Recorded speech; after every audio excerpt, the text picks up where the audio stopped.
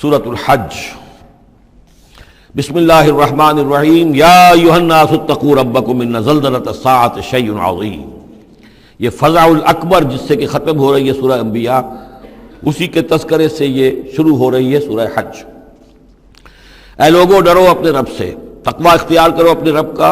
یقیناً قیامت کا زلزلہ بہت بڑی شے ہوگا۔ یوم ترونہا، جس دن کہ تم اس کو دیکھو گے، تذہل کل مرضعۃ عما ارضعت، بھول جائے گی ہر دودھ پلانے والی جسے وہ دودھ پلاتی تھی۔ یعنی واقعہ یہ ہے کہ حیوانات میں جو بھی دودھ پلانے والا کوئی جانور بھی ہو تو اسے بھی اپنے بچوں کے ساتھ جو انس ہوتا ہے، اور خاص طور پر انسانوں میں پھر ماں کی محبت اور شفقت اور ممتا جو ہے وہ اپنی جان دینے کو تیار ہوتی ہے، اپنے بچے کی آنچ نہیں آنے دیتی۔ لیکن وہ سخت ایسا دن ہوگا، ایسی سختی ہوگی کہ دودھ پلانے والیاں اپنے دودھ پیتے بچوں کو بھول جائیں گی۔ وَتَضَعُ كُلُّ ذَاتِ حَمْلٍ حَمْلَهَا، اور دہشت کا عالم یہ ہوگا کہ ہر حاملہ کا حمل گر جائے گا۔ وَتَرَى النَّاسَ سُكَارَىٰ، تم دیکھو گے لوگوں کو کہ جیسے نشے میں ہیں، اس طرح کی ایک کیفیت ان پر طاری ہوگی، ایسے بے سدھ سے نظر آئیں گے جیسے کہ گویا کہ نشے میں، وَمَا هُم بِسُكَارَىٰ، حالانکہ وہ کسی نشے میں نہیں ہے۔ وَلَٰكِنَّ عَذَابَ اللَّهِ شَدِيدٌ، بلکہ اللہ کا عذاب بہت سخت ہے، اللہ کی طرف سے بڑی سخت یہ گھڑی آنے والی ہے، جس سے کہ اللہ تعالیٰ اپنے مومن صادق بندوں کو بچا لے گا، جس کی صراحت ہے حدیث کے اندر۔ وَمِنَ النَّاسِ مَن يُجَادِلُ فِي اللَّهِ بِغَيْرِ عِلْمٍ، لوگوں میں سے ایسے بھی ہیں جو اللہ کے بارے میں جھگڑتے ہیں، اللہ کی آیات کے بارے میں جھگڑتے ہیں، قرآن مجید کے احکام کے بارے میں جھگڑتے ہیں، جبکہ حال یہ ہے بغیر علم، نہ ان کے پاس کوئی علم ہے۔ وَيَتَّبِعُ كُلَّ شَيْطَانٍ مَرِيدٍ، اور وہ پیروی کر رہے ہوتے ہیں، صاف نظر آتا ہے کہ ہر سرکش شیطان کی پیروی کر رہے ہیں۔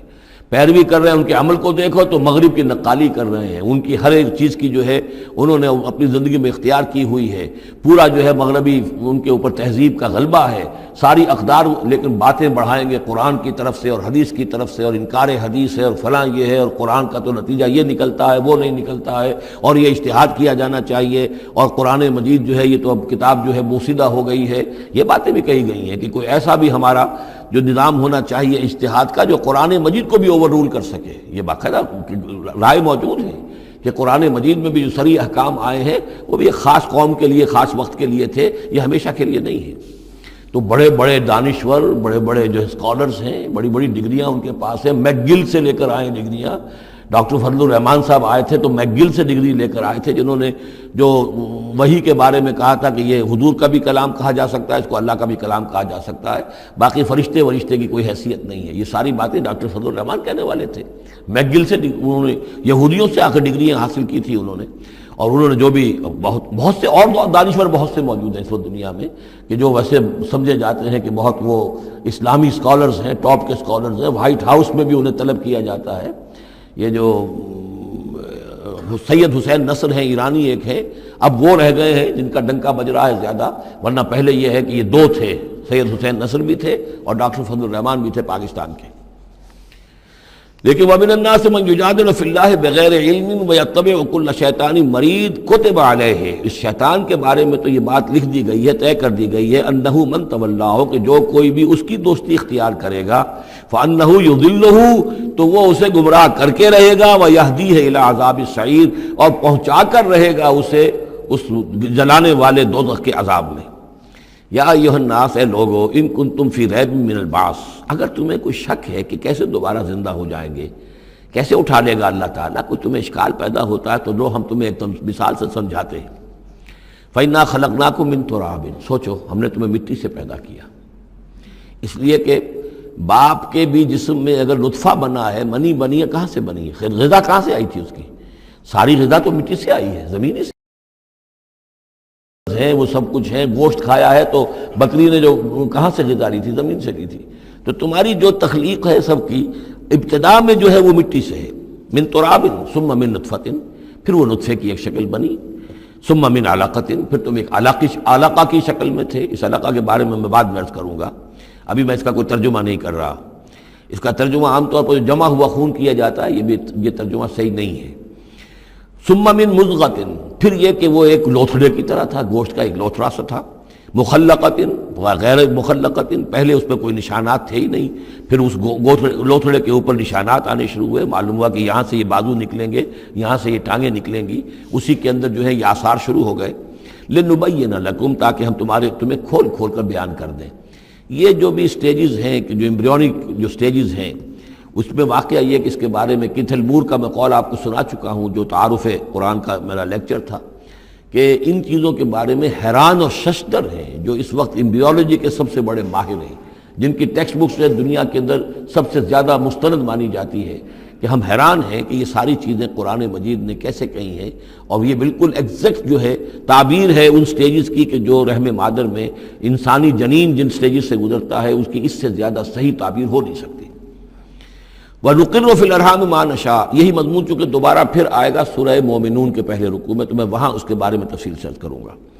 اور ہم ٹھہرائے رکھتے ہیں رحموں میں جو ہم چاہتے ہیں، یعنی رحم کے اندر رحم مادر میں وہ حمل رہتا ہے، اب وہ حمل بیٹے کا ہوا ہے، بیٹی کا ہوا ہے، یا بیٹا یا بیٹی وہ ذہین ہے، فتین ہے، خوبصورت ہے، کیسی ہے، صحیح ہے، سالم ہے، وہ ہمارا فیصلہ ہے۔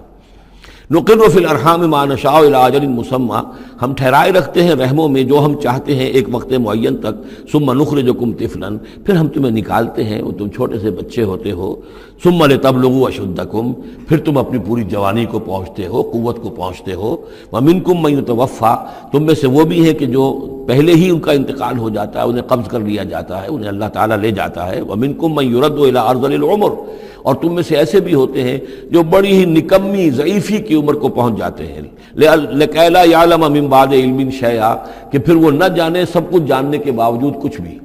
بڑھاپا آتا ہے تو ایسا آتا ہے، ڈیمنشیا بھی ہو جاتا ہے، ساری ذہنی صلاحیتیں ختم ہو جاتی ہیں، یادداشت زائل ہو جاتی ہے، پھر بچپن کی عادتیں عود کر آتی ہیں، لِكَيْ لَا يَعْلَمَ مِن بَعْدِ عِلْمٍ شَيْئًا، پھر یہ صورت بھی ہو جاتی ہے۔ یہ ارذل العمر ہے جس سے کہ حضور صلی اللہ علیہ وسلم نے اللہ کی پناہ مانگی ہے کہ اللہ اس سے پہلے اٹھا لے، اس سے پہلے کہ انسان اس کیفیت میں آ جائے کہ جس کا نقشہ یہاں کھینچا جا رہا ہے، لِكَيْ لَا يَعْلَمَ مِن بَعْدِ عِلْمٍ شَيْئًا۔ بڑا سقراط تھا، بقراط تھا، کچھ تھا، لیکن اب کیا ہو گیا ہے اس کو دیکھیے۔ وَمِنْكُمْ مَنْ يُرَدُّ إِلَىٰ أَرْذَلِ الْعُمُرِ، ان کے لیے دعا کر لیجیے، اللہم اغفر لہ وارحمہ وادخلہ فی رحمتک وحاسبہ حسابا یسیرا۔ ان سے ایک بہت بڑی خطا ہوئی ہے، رجم کی سزا کے بارے میں میں سورہ نور میں عرض کروں گا، لیکن اللہ تعالیٰ تمام خطاؤں کو معاف فرمانے والا ہے۔ اللہم اغفر لہ وارحمہ وادخلہ فی رحمتک وحاسبہ حسابا یسیرا، اللہم نور مرقدہ واکرم منزلہ والحقہ بعبادک الصالحین، آمین یا رب العالمین۔ وَمِنْكُمْ مَنْ يُتَوَفَّى وَمِنْكُمْ مَنْ يُرَدُّ إِلَىٰ أَرْذَلِ الْعُمُرِ لِكَيْ لَا يَعْلَمَ مِن بَعْدِ عِلْمٍ شَيْئًا وَتَرَى الْأَرْضَ، اب ایک تو نقشہ کھینچا انسانی زندگی کا، اس آپ مٹی سے چل کر تم کہاں سے کہاں پہنچ گئے، پھر فوت ہو کے پھر مٹی بن جاتے ہو۔ یہ جس کی یہ قدرت ہے، جس کی یہ خلاقی ہے، جو اس سارے نظام کو لے کر چل رہا ہے، تمہیں اس کے بارے میں کوئی شک ہے؟ اس کی قدرت کے بارے میں کوئی تمہیں یہ شبہ وارد ہو سکتا ہے کہ وہ دوبارہ پیدا نہیں کر سکتا؟ اچھا ایک اور مثال لے لو، وَتَرَى الْأَرْضَ حَامِدَةً، تم دیکھتے ہو زمین کو کہ پڑی ہوئی ہے، بے آب و گیا، خشک اور ویران، کئی زندگی کے آثار نہیں۔ فَإِذَا أَنزَلْنَا عَلَيْهَا الْمَاءَ اهْتَزَّتْ وَرَبَتْ، پھر جب ہم اس پر پانی برساتے ہیں تو وہ تازہ ہو جاتی ہے، اہتزاز، اور وہ اس میں جنبش ہو جاتی ہے، اہتزت۔ یہتزو جو آیا یہ لفظ پہلے ہم پڑھ چکے ہیں کہ جب حضرت موسیٰ کا عصا زمین پر انہوں نے رکھا تو وہ تو اب ہلنے لگا، حرکت کرنے لگا جیسے کہ سانپ حرکت کرتا ہے، تو زمین میں بھی حرکت پیدا ہو جاتی ہے، اس لیے کہ اب جو کونپلیں نکل رہی ہیں وہ حرکت کر رہی ہیں، وہ ادھر ادھر جو ہے، جو پہلے زمین پڑی ہوئی تھی ساکن، صامت، ساکن، بے آب و گیا، خشک، لیکن اس کے بعد اہتزت، اس کے اندر ایک حرکت پیدا ہوتی ہے، وہ ربت، وہ ابھرتی ہے، گویا کہ جیسے وہ گھاس یا سبزہ اوپر اٹھ رہا ہے، اور جیسے کہ فصل گویا کہ زمین اٹھ رہی ہے، وہ اٹھتی ہے، ابھرتی ہے، وَأَنبَتَتْ مِن كُلِّ زَوْجٍ بَهِيجٍ، اور ہر طرح کی قسم قسم کی تر و تازہ چیزیں جو ہیں وہ اگا دیتی ہے زمین۔ تو ذرا سوچو، زمین مردہ تھی، اللہ نے زندہ کر دیا۔ تمہارا اپنا معاملہ یہ ہے کہ مٹی سے لے کر اور تمہارے ایک انسان پورے بننے تک، یہ پھر کیسے شک کرتے ہو؟ تمہیں اللہ تعالیٰ کی قدرت میں بھی کوئی شک نہیں ہونا چاہیے۔ یہ تمہاری زندگی کا سائیکل چل رہا ہے اور یہ نباتاتی سائیکل چل رہا ہے ساتھ کے ساتھ، یہ چند مہینے کا ہوتا ہے، یہ تمہارا جو ہے یہ 60 70 80 برس کا ہے، اس کے علاوہ تو کوئی فرق نہیں۔ ذالک بان اللہ هو الحق، یہ اس لیے ہے کہ اللہ تعالیٰ الحق ہے، اس کے حق ہونے میں، برحق ہونے میں کسی شک و شبے کی گنجائش نہیں۔ وانہ یحیی الموتیٰ، اور یہ کہ وہ مردہ کو زندہ کرتا ہے، مردہ کو زندہ کرے گا، زمین تمہارے سامنے مردہ پڑی ہوتی ہے اور زندہ ہو جاتی ہے، وَأَنَّهُ عَلَىٰ كُلِّ شَيْءٍ قدیر، اور یہ کہ وہ تو ہر چیز پر قادر ہے، وَأَنَّ السَّاعَةَ آتِيَةٌ، اور یہ کہ قیامت آ کر رہنی ہے، لا ریب فیہا، اس میں کسی شک و شبے کی گنجائش نہیں، وَأَنَّ اللَّهَ يَبْعَثُ مَن فِي الْقُبُورِ، اور یقیناً اللہ تعالیٰ اٹھائے گا ان کو جو قبروں کے اندر ہے، بعث بعد الموت ہو کر رہے گا۔ وَمِنَ النَّاسِ مَن يُجَادِلُ فِي اللَّهِ بِغَيْرِ عِلْمٍ وَلَا هُدًى وَلَا كِتَابٍ مُنِيرٍ، اور لوگوں میں سے کچھ ایسے بھی ہیں جو اللہ کے بارے میں، اللہ کی باتوں کے بارے میں، اللہ کی صفات کے بارے میں، ذات خداوندی کے بارے میں جھگڑتے ہیں، بحثیں کرتے ہیں، نزاع کرتے ہیں، نہ ان کے پاس علم ہے، بغیر علم ولا ہدن، نہ کوئی ہدایت ہے، ولا کتاب منیر، نہ کوئی روشن کتاب ہے جس سے وہ رہنمائی لے رہے ہوں۔ ثانی عطفہ، وہ اپنی گردن کروٹ اپنی موڑ کر چل دیتا ہے، آیات سنتا ہے، اللہ کی کلام کو سنتا ہے، پھر ذرا وہ اپنی کمر کو موڑتا ہے، بل دیتا ہے، چل دیتا ہے، لیضل عن سبیل اللہ، تاکہ گمراہ کرے لوگوں کو اللہ کے راستے سے۔ لہو فی الدنیا خزی، اس کے لیے دنیا کی زندگی میں بھی رسوائی ہے، ونذیقہ یوم القیامت عذاب الحریق، اور قیامت کے دن ہم اسے جلانے والے عذاب کا مزہ چکھائیں گے۔ ذالک بما قدمت یداک، اور یہ سب کچھ ہے تیرے اپنے دونوں ہاتھوں کے کرتوتوں کی وجہ سے، جو بھیجا ہے تیرے دونوں ہاتھوں نے، بما قدمت یداک، وان اللہ لیس بظلام للعبید، اور یقیناً اللہ تعالیٰ تو اپنے بندوں پر ظلم کرنے والا نہیں ہے۔ ومن الناس من يعبد الله على حرف فإن أصابه خير اطمأن به وإن أصابته فتنة انقلب على وجهه خسر الدنيا والآخرة ذلك هو الخسران المبين، لوگوں میں سے کچھ ایسے بھی ہیں جو اللہ تعالیٰ کی بندگی کرتے ہیں کنارے کنارے، بچ بچ کر۔ یہ وہ روگ جس کو کہا گیا فی قلوبہم مرض، جن کے دلوں میں روگ ہوتا ہے۔ ایک وہ لوگ ہوتے ہیں کہ حق کو قبول کیا، پھر ہر چہ بعد آباد منجدھار میں پھر وہ چھلانگ لگاتے ہیں، ہر چہ بعد آباد ماں کشتی درا انداختے، ہم نے حق کو قبول کیا، اس کشتی کو ہم نے پانی میں ڈال دیا ہے، اب یہ کشتی تیرے گی تو ہم تیریں گے، یہ ڈوبتی ہے تو ہم ڈوبنے کے لیے تیار ہیں۔ ایک وہ ہے جو چاہتے بھی ہیں حق کے ساتھ چلنا، لیکن کنارے کنارے گہرے پانی میں نہیں جانا چاہتے، خطرات مول نہیں دینا چاہتے، اپنے لیے جان اور مال جو ہے اس کو بچا بچا کر، وہ جو اقبال نے کہا تو بچا بچا کے نہ رکھی سے تیرا آئینہ ہے وہ آئینہ، کہ شکست ہو تو عزیز تر ہے نگاہ آئینہ ساز میں۔ لیکن یہ کچھ لوگ بچ بچ کر چلنا چاہتے ہیں، کوئی گردن نہ پہنچ جائے، کوئی نقصان نہ ہو جائے، کوئی ہمیں قربانی نہ دینی پڑے۔ وَمِنَ النَّاسِ مَن يَعْبُدُ اللَّهَ عَلَىٰ حَرْفٍ، کنارے ساتھ، فَإِنْ أَصَابَهُ خَيْرٌ اطْمَأَنَّ بِهِ، اگر خیر آئے تو مطمئن رہیں گے، وَإِنْ أَصَابَتْهُ الْفِتْنَةُ انقلب عَلَىٰ وَجْهِهِ، اور اگر کوئی فتنہ آ گیا، آزمائش آ گئی، کوئی قربانی کا وقت آ گیا، پکار آ گئی، نکلو اللہ کی راہ میں اور لاؤ اللہ کی راہ میں، تو وہ اپنے چہروں کے بل اوندھے گر جاتے ہیں۔ خسرت دنیا والآخرہ، یہ خسارہ ہے، یہ گھاٹا ہے، یہ نقصان ہے دنیا اور آخرت دونوں کا۔ ذالک هو الخسران المبین، اور یہ بہت ہی نمایاں اور واضح تباہی ہے۔ ایک میں بات عرض کرنی رہ گئی ہے کہ سورہ حج کے بارے میں بعض جگہ آپ نے دیکھا ہوگا لکھا ہوا کہ یہ اس کو مدنی بھی مانا گیا ہے، لیکن یہ واقعہ ہے کہ اس سورہ مبارکہ کے اندر بعض آیات ایسی ہیں کہ جو یا تو مدنی ہیں، اور بعض آیات کے بارے میں مجھے پھر وہ ایک قول مل گیا تھا حبر الامہ حضرت عبداللہ ابن عباس رضی اللہ تعالی عنہما کا، وہ میں بعد میں انشاءاللہ وہ کل ہم پڑھیں گے۔ وہ آیات نازل ہوئی ہیں اثناء سفر ہجرت میں۔ ظاہر بات ہے کہ جب حضور مکے سے نکل آئے ہیں اور جا رہے ہیں تو کتنے دن لگے ہیں، کوئی وہ چند گھنٹے کا، ایک گھنٹے کی فلائٹ تو نہیں تھی کہ جو ہوائی جہاز سے آپ چلے گئے ہوں، آدھے گھنٹے کی فلائٹ ہے کل، نہیں، لیکن یہ کوئی وقت لگا۔ اس میں بھی جو آیات نازل ہوئی ہیں، اور اس صورت میں کئی آیات ایسی ہیں کہ جن کی بڑی گہری مشابہت آپ کو مل جائے گی سورہ بقرہ کی آیات کے ساتھ۔ چنانچہ شہادت علی الناس والی آیت بھی اس صورت میں بھی ہے، سورہ بقرہ میں بھی ہے، لیکون الرسول شہیدا علیکم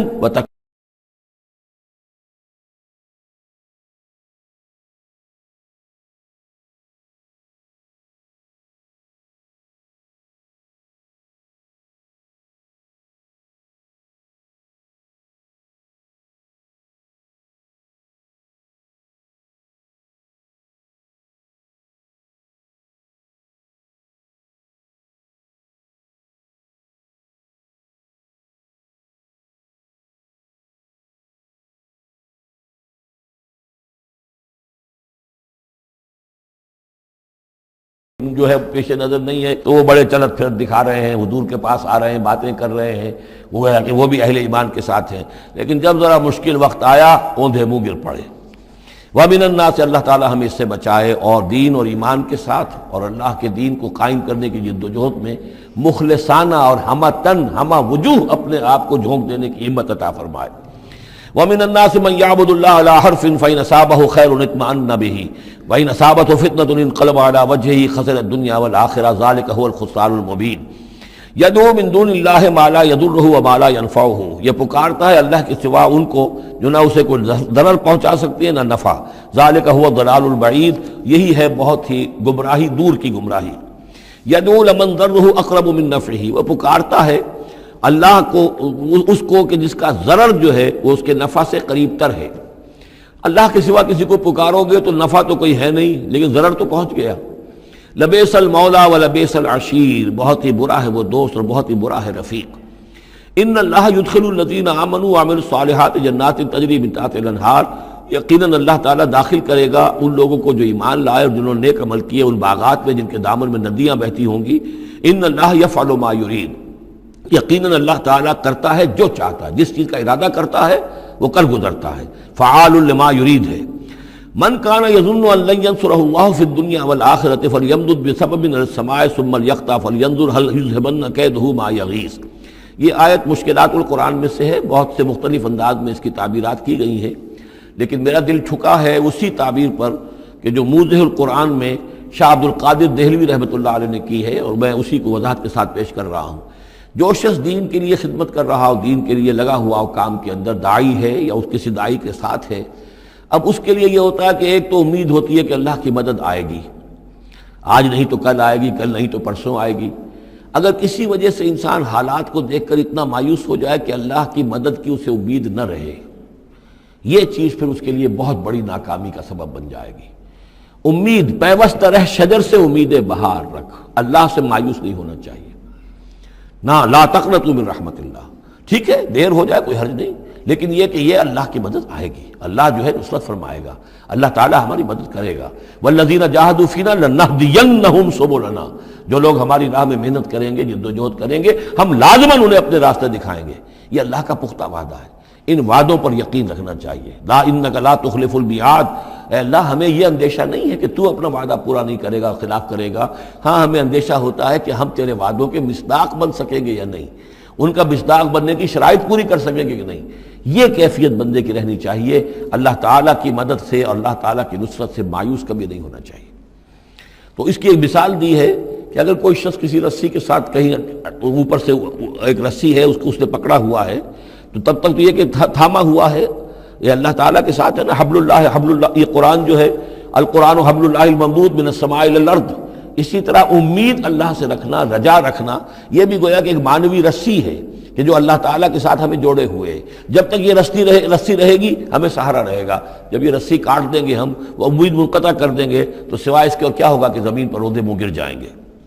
من کان یظن ان لن ینصرہ اللہ فی الدنیا والآخرہ، جس شخص کا یہ گمان ہو جائے کہ اللہ ہرگز مدد نہیں کرے گا اس کی دنیا میں اور نہ آخرت میں، فلیمدد بسبب من السماء، اسے چاہیے کہ ذرا ایک رسی آسمان کی طرف تانے، ثم لیقطع، پھر کاٹ دے، اسے توڑ دے، فلینظر هل یذهبن کیدہ ما یغیظ، پھر دیکھے کہ اس سے اس کا جو غصہ ہے اندر کا، اس میں جو مایوسی کی آگ جل رہی ہے اس میں کوئی کمی ہوئی؟ یعنی جب تک وہ رسی ہے کچھ نہ کچھ امید تو رہے گی، تو اس امید جو ہے اللہ پر اور اللہ کی نصرت اور اللہ کے وعدوں پر جو یقین ہے اس کو برقرار رکھو، یہ تمہیں سہارا دے گی۔ وَكَذَلِكَ أَنزَلْنَاهُ آيَاتٍ بَيِّنَاتٍ، اسی طرح ہم نے اتارا ہے اس قرآن کو روشن اور کھلی باتوں کی شکل میں۔ وَأَنَّ اللَّهَ يَهْدِي مَن يُرِيدُ، اور اللہ تعالیٰ ہدایت دیتا ہے جس کو چاہتا ہے، یا اللہ تعالیٰ ہدایت دیتا ہے جو چاہتا ہے کہ اس کو ہدایت ملے۔ ان الذین آمنوا والذین ہادوا والصابئین والنصارى، یقیناً وہ لوگ جو مسلمان ہیں، ایمان لائے ہیں محمد پر صلی اللہ علیہ وسلم، والذین ہادوا، اور جو یہودی ہوئے، والصابئین، اور جو صابی ہیں، والنصارى، اور جو یہ عیسائی ہیں، والمجوس، اور مجوس ہیں ایرانی، والذین اشرکوا، اور جن لوگوں نے شرک کی روش اختیار کی، ان اللہ یفصل بینہم یوم القیامہ، یقیناً اللہ فیصلہ کرے گا ان کے مابین قیامت کے دن۔ ان اللہ علی کل شیء شہید، یقیناً اللہ تعالیٰ ہر چیز پر خود گواہ ہے، ہر چیز اس کے سامنے نگاہوں میں موجود ہے۔ الم تری ان اللہ یسجد لہ من فی السماوات ومن فی الارض، یہ آیت بڑی عجیب ہے اس اعتبار سے کہ اس میں آپ تصور کریں گے تو اوپر سے نیچے کی طرف آ رہا ہے۔ کیا تم نے دیکھا نہیں اللہ کے سامنے سربسجود ہے ہر وہ شے جو آسمان میں ہے اور وہ سب وہ چیزیں جو زمین میں ہیں، وہ تمام مخلوقات جو آسمان میں ہے اور وہ تمام مخلوقات جو زمین میں ہے، والشمس ہو اور سورج بھی سر بسجود ہے، والقمر ہو اور چاند بھی، والنجوم ہو اور تارے بھی، پھر نیچے اتریے والجبال ہو اور پہاڑ، زمین پر سب سے اونچی چیزیں پہاڑ ہیں، والشجر ہو اور درخت، والدواب اور یہ تمام جو بھی چوپائے چل رہے ہیں زمین کے اوپر حیوانات، وَكَثِيرٌ مِّنَ النَّاسِ اور لوگوں میں سے بھی بہت سے۔ لوگوں میں سے تفریق ہے کہ کچھ باغی ہو گئے ہیں، باقی تو یہ ساری مخلوقات اللہ کے قانون کی پابند ہیں، قانون تکوینی کے اندر ہے، یہ اللہ کی بندگی کر رہی ہیں، یہ سجدے میں ہے، ہر شے اللہ کے سامنے سر بسجود ہے۔ ہاں انسانوں کے اندر بغاوت بھی ہے، انسانوں میں سے کچھ لوگ وہ ہیں کہ جنہوں نے سورج کو پوجنا شروع کر دیا، سورج اللہ کو پوج رہا ہے اور وہ سورج کو پوج رہے ہیں، چاند کو پوجنا شروع کر دیا، درختوں کو پوجنا شروع کر دیا، جانوروں کو پوجنا شروع کر دیا، یہاں تک کہ اعضائے تناسل کو پوجنا شروع کر دیا۔ ہندوؤں کے اندر تو یہ بھی ہے، یہ پوجا ہوتی ہے۔ تو یہ ہے ان لوگوں کی گراوٹ۔ انسانوں میں سے اللہ تعالیٰ جس کو ہدایت دے دیتا ہے، معرفت حاصل ہو جاتی، پھر وہ اسی کے سامنے سر بسجود ہوتے ہیں۔ وَكَثِيرٌ حَقَّ عَلَيْهِ الْعَذَابُ لیکن بہت سے ایسے ہیں کہ جو عذاب الہی کے مستحق ہو جاتے ہیں۔ وَمَن يُهِنِ اللَّهُ فَمَا لَهُ مِن مُكْرِمٍ اور جنہیں اللہ تعالیٰ ہی رسوا کر دے، ذلیل کر دے، اب اس کو عزت دینے والا کوئی نہیں ہے۔ جنہوں نے اپنے آپ کو ذلیل کیا، مخلوقات کے سامنے جھک گئے، انہوں نے ان کو اپنا معبود بنا لیا، جبکہ اللہ تعالیٰ کے سامنے سب ساری کی ساری مخلوقات جو ہے وہ تو اللہ کی بندگی میں ہے، اور اللہ نے تو اسے بنایا تھا خلیفۃ اللہ فی الارض، اسے مقام یہ عطا کیا تھا، مسجود ملائک بنایا تھا۔ اب جو اپنی اس تمام عظمت سے خود ہی مستعفی ہو گیا اور وہ مخلوقات کے سامنے جھک رہا ہے، فما لہ من مکرم تو پھر اسے اب اس کا اکرام کرنے والا اور اسے عزت دینے والا کوئی نہیں۔ ان اللہ یفعل ما یشاء یقیناً اللہ کرتا ہے جو چاہتا ہے۔ آیت سجدہ ہے، سجدہ کر لیجیے۔ ھذان خصمان اختصموا فی ربہم یہ دو گروہ ہیں ایک دوسرے کے مقابل میں جو اپنے رب کے بارے میں جھگڑ رہے ہیں۔ ایک وہ ہیں جو ایمان لے آئے ہیں، اب جیسا کہ میں نے عرض کیا یہ صورت ہے مکی، لیکن اس میں کچھ آیات شامل ہیں، یہ بھی ہو سکتا ہے کہ مدنی ہو، یہ بھی ہو سکتا ہے کہ اثناء سفر ہجرت میں نازل ہوئی، لیکن بحیثیت مجموعی یہ ہے تقریباً آخری دور کی، آخری زمانے کی صورت۔ ھذان خصمان اب ظاہر بات ہے مکے میں دو گروہ بالکل نمایاں ہو چکے تھے، ایک وہ جو حضور پر ایمان لائے اور ایک وہ کہ جو اڑے ہوئے ہیں۔ اختصموا فی ربہم یہ اپنے رب کے بارے میں جھگڑ پڑے ہیں۔ فالذین کفروا تو جو اللہ سے کفر کر رہے ہیں، انکار کر رہے ہیں، قطعت لہم ثیاب من نار ان کے کپڑے کاٹے جائیں گے، بنائے جائیں گے، جیسے درزی جو ہے پہلے وہ کترتا بیوتتا ہے پھر سیتا ہے، تو ان کے لیے جو بنائے جائیں گے کپڑے وہ آگ کے ہوں گے۔ قطعت لہم ثیاب من نار بیوتے جائیں گے، قطع کیے جائیں گے ان کے لیے کپڑے آگ کے۔ یصب من فوق رؤوسہم الحمیم ان کے سروں کے اوپر کھولتے ہوئے پانی کے تریڑے دیے جائیں گے۔ یسحر بہ ما فی بطونہم والجلود جس سے کہ ان کی کھالیں بھی جھلس جائیں گی اور جو کچھ ان کے پیٹوں کے اندر ہوگا وہ بھی جھلس جائے گا۔ وَلَهُم مَّقَامِعُ مِنْ حَدِيدٍ اور پھر ان کے لیے لوہے کے وہ ہتھوڑے ہوں گے کہ جو ان کے سروں پر پڑیں گے۔ كُلَّمَا أَرَادُوا أَن يَخْرُجُوا مِنْهَا جب بھی وہ چاہیں گے کہ وہاں سے نکل جائیں، من غم کے مارے، اعیدوا فیہا انہیں پکڑ کر دوبارہ پھر اسی میں ڈال دیا جائے گا۔ وذوقوا عذاب الحریق اور چکھو مزہ اس جلانے والے عذاب کا۔ تم نے اللہ کا انکار کیا، تم نے محمد کی نفی کی، تم نے ان کو ماننے سے انکار کیا۔ اس کے برعکس ان اللہ یدخل الذین آمنوا وعملوا الصالحات یقیناً اللہ داخل کرے گا ان لوگوں کو جو ایمان لائے جنہوں نے نیک عمل کیے، جنات تجری من تحتها الانہار ان باغات میں جن کے نیچے ندیاں بہتی ہوں گی، یحلون فیہا من اساور من ذہب ولؤلؤا پہنائے جائیں گے انہیں کنگن سونے کے اور موتی، ولباسہم فیہا حریر اور ان کی پوشاک جو ہوگی وہاں پر ریشم کی ہوگی۔ دنیا میں ریشم مردوں پر حرام ہے، وہاں ریشم جو ہے اسی کا لباس ہوگا، باریک ریشم کے اوپر کا لباس اور گاڑھے ریشم کا جو ہے نیچے کا لباس ہوگا۔ وَہُدُوا إِلَى الطَّيِّبِ مِنَ الْقَوْلِ اور ان کو تو رہنمائی کر دی گئی ہے بہترین بات کی طرف۔ بہترین بات کیا ہے؟ کلمہ طیبہ لا الہ الا اللہ محمد رسول اللہ، یا سبحان اللہ والحمد للہ ولا الہ الا اللہ واللہ اکبر ولا حول ولا قوۃ الا باللہ۔ ہدوا الی الطیب من القول انہیں ہدایت دے دی گئی ہے من القول اچھی بات بہترین کلمہ طیبہ کی، وہدوا الی صراط الحمید اور ان کو تو ہدایت دے دی گئی ہے سیدھی اور اللہ کی تعریفوں والے کے راستے کی طرف، کیا وہ سیدھے اس راستے پہ بڑھتے ہوئے اللہ تعالیٰ کی رحمت میں فراح و ریحان و جنت النعیم کے اندر پہنچ جائیں گے۔ ان الذین کفروا یصدون عن سبیل اللہ، یقیناً وہ لوگ جنہوں نے کفر کیا اور جو روک رہے ہیں لوگوں کو اللہ کے راستے سے، والمسجد الحرام ہے، اور مسجد حرام سے روک رہے ہیں۔ اب مسلمان یہاں سے جانے پر مجبور ہیں، یہ جوار اس کے جوار بیت اللہ میں رہتے تھے، یہاں سے چھوڑ کر جانے پہ مجبور ہیں، بعد میں کتنے عرصے تک نہ وہ عمرہ کر سکے نہ حج کر سکے، تو جو ان کو اس مسجد حرام سے روک رہے ہیں، الذی جعلناہ للناس سواء العاکف فیہ والباد، اس گھر کو جو ابراہیم نے بنایا تھا، جس کو ہم نے تمام انسانوں کے لیے مساوی قرار دیا ہے، برابر ہیں یہاں پر، چاہے یہاں کے رہنے والے مقیم ہوں اور چاہے باہر سے آئیں۔ یہ اصطلاحات ہیں آفاقی اور مقیم۔ وہاں بیت اللہ میں، حرم میں کوئی فرق نہیں کیا جا سکتا حقوق میں۔ اب بھی میں سمجھتا ہوں کہ وہاں اس میں کوئی حرج شک نہیں ہے کہ حرم کے اندر کوئی فرق نہیں ہے۔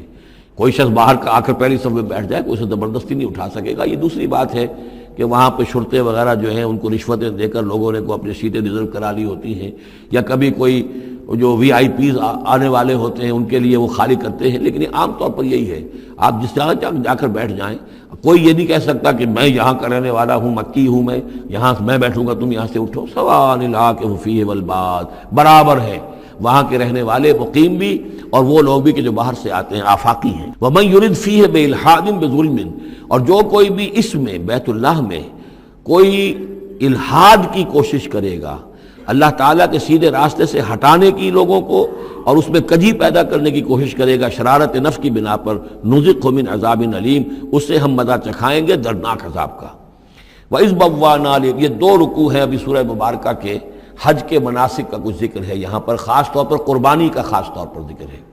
سورہ بقرہ کے دو رکوع 24واں 25واں، اس میں بھی حج کے مناسک آ چکے ہیں، لیکن وہاں پر اصل قربانی کا ذکر نہیں تھا، وہ تو صرف یہ ہے کہ وہ دم جو دینا پڑتا ہے اگر کسی وجہ سے سر منڈانا پڑ گیا ہے قبل از وقت، اور یا اسی طریقے سے تمتع اگر کیا ہے تو اس کا وہ دم شکر کا ہے، وغیرہ وغیرہ۔ لیکن یہاں پر جو دو ہے، ایک قربانی اور ایک طواف، ان دو کا جو ہے ذکر ہو رہا ہے خاص طور پر یہاں۔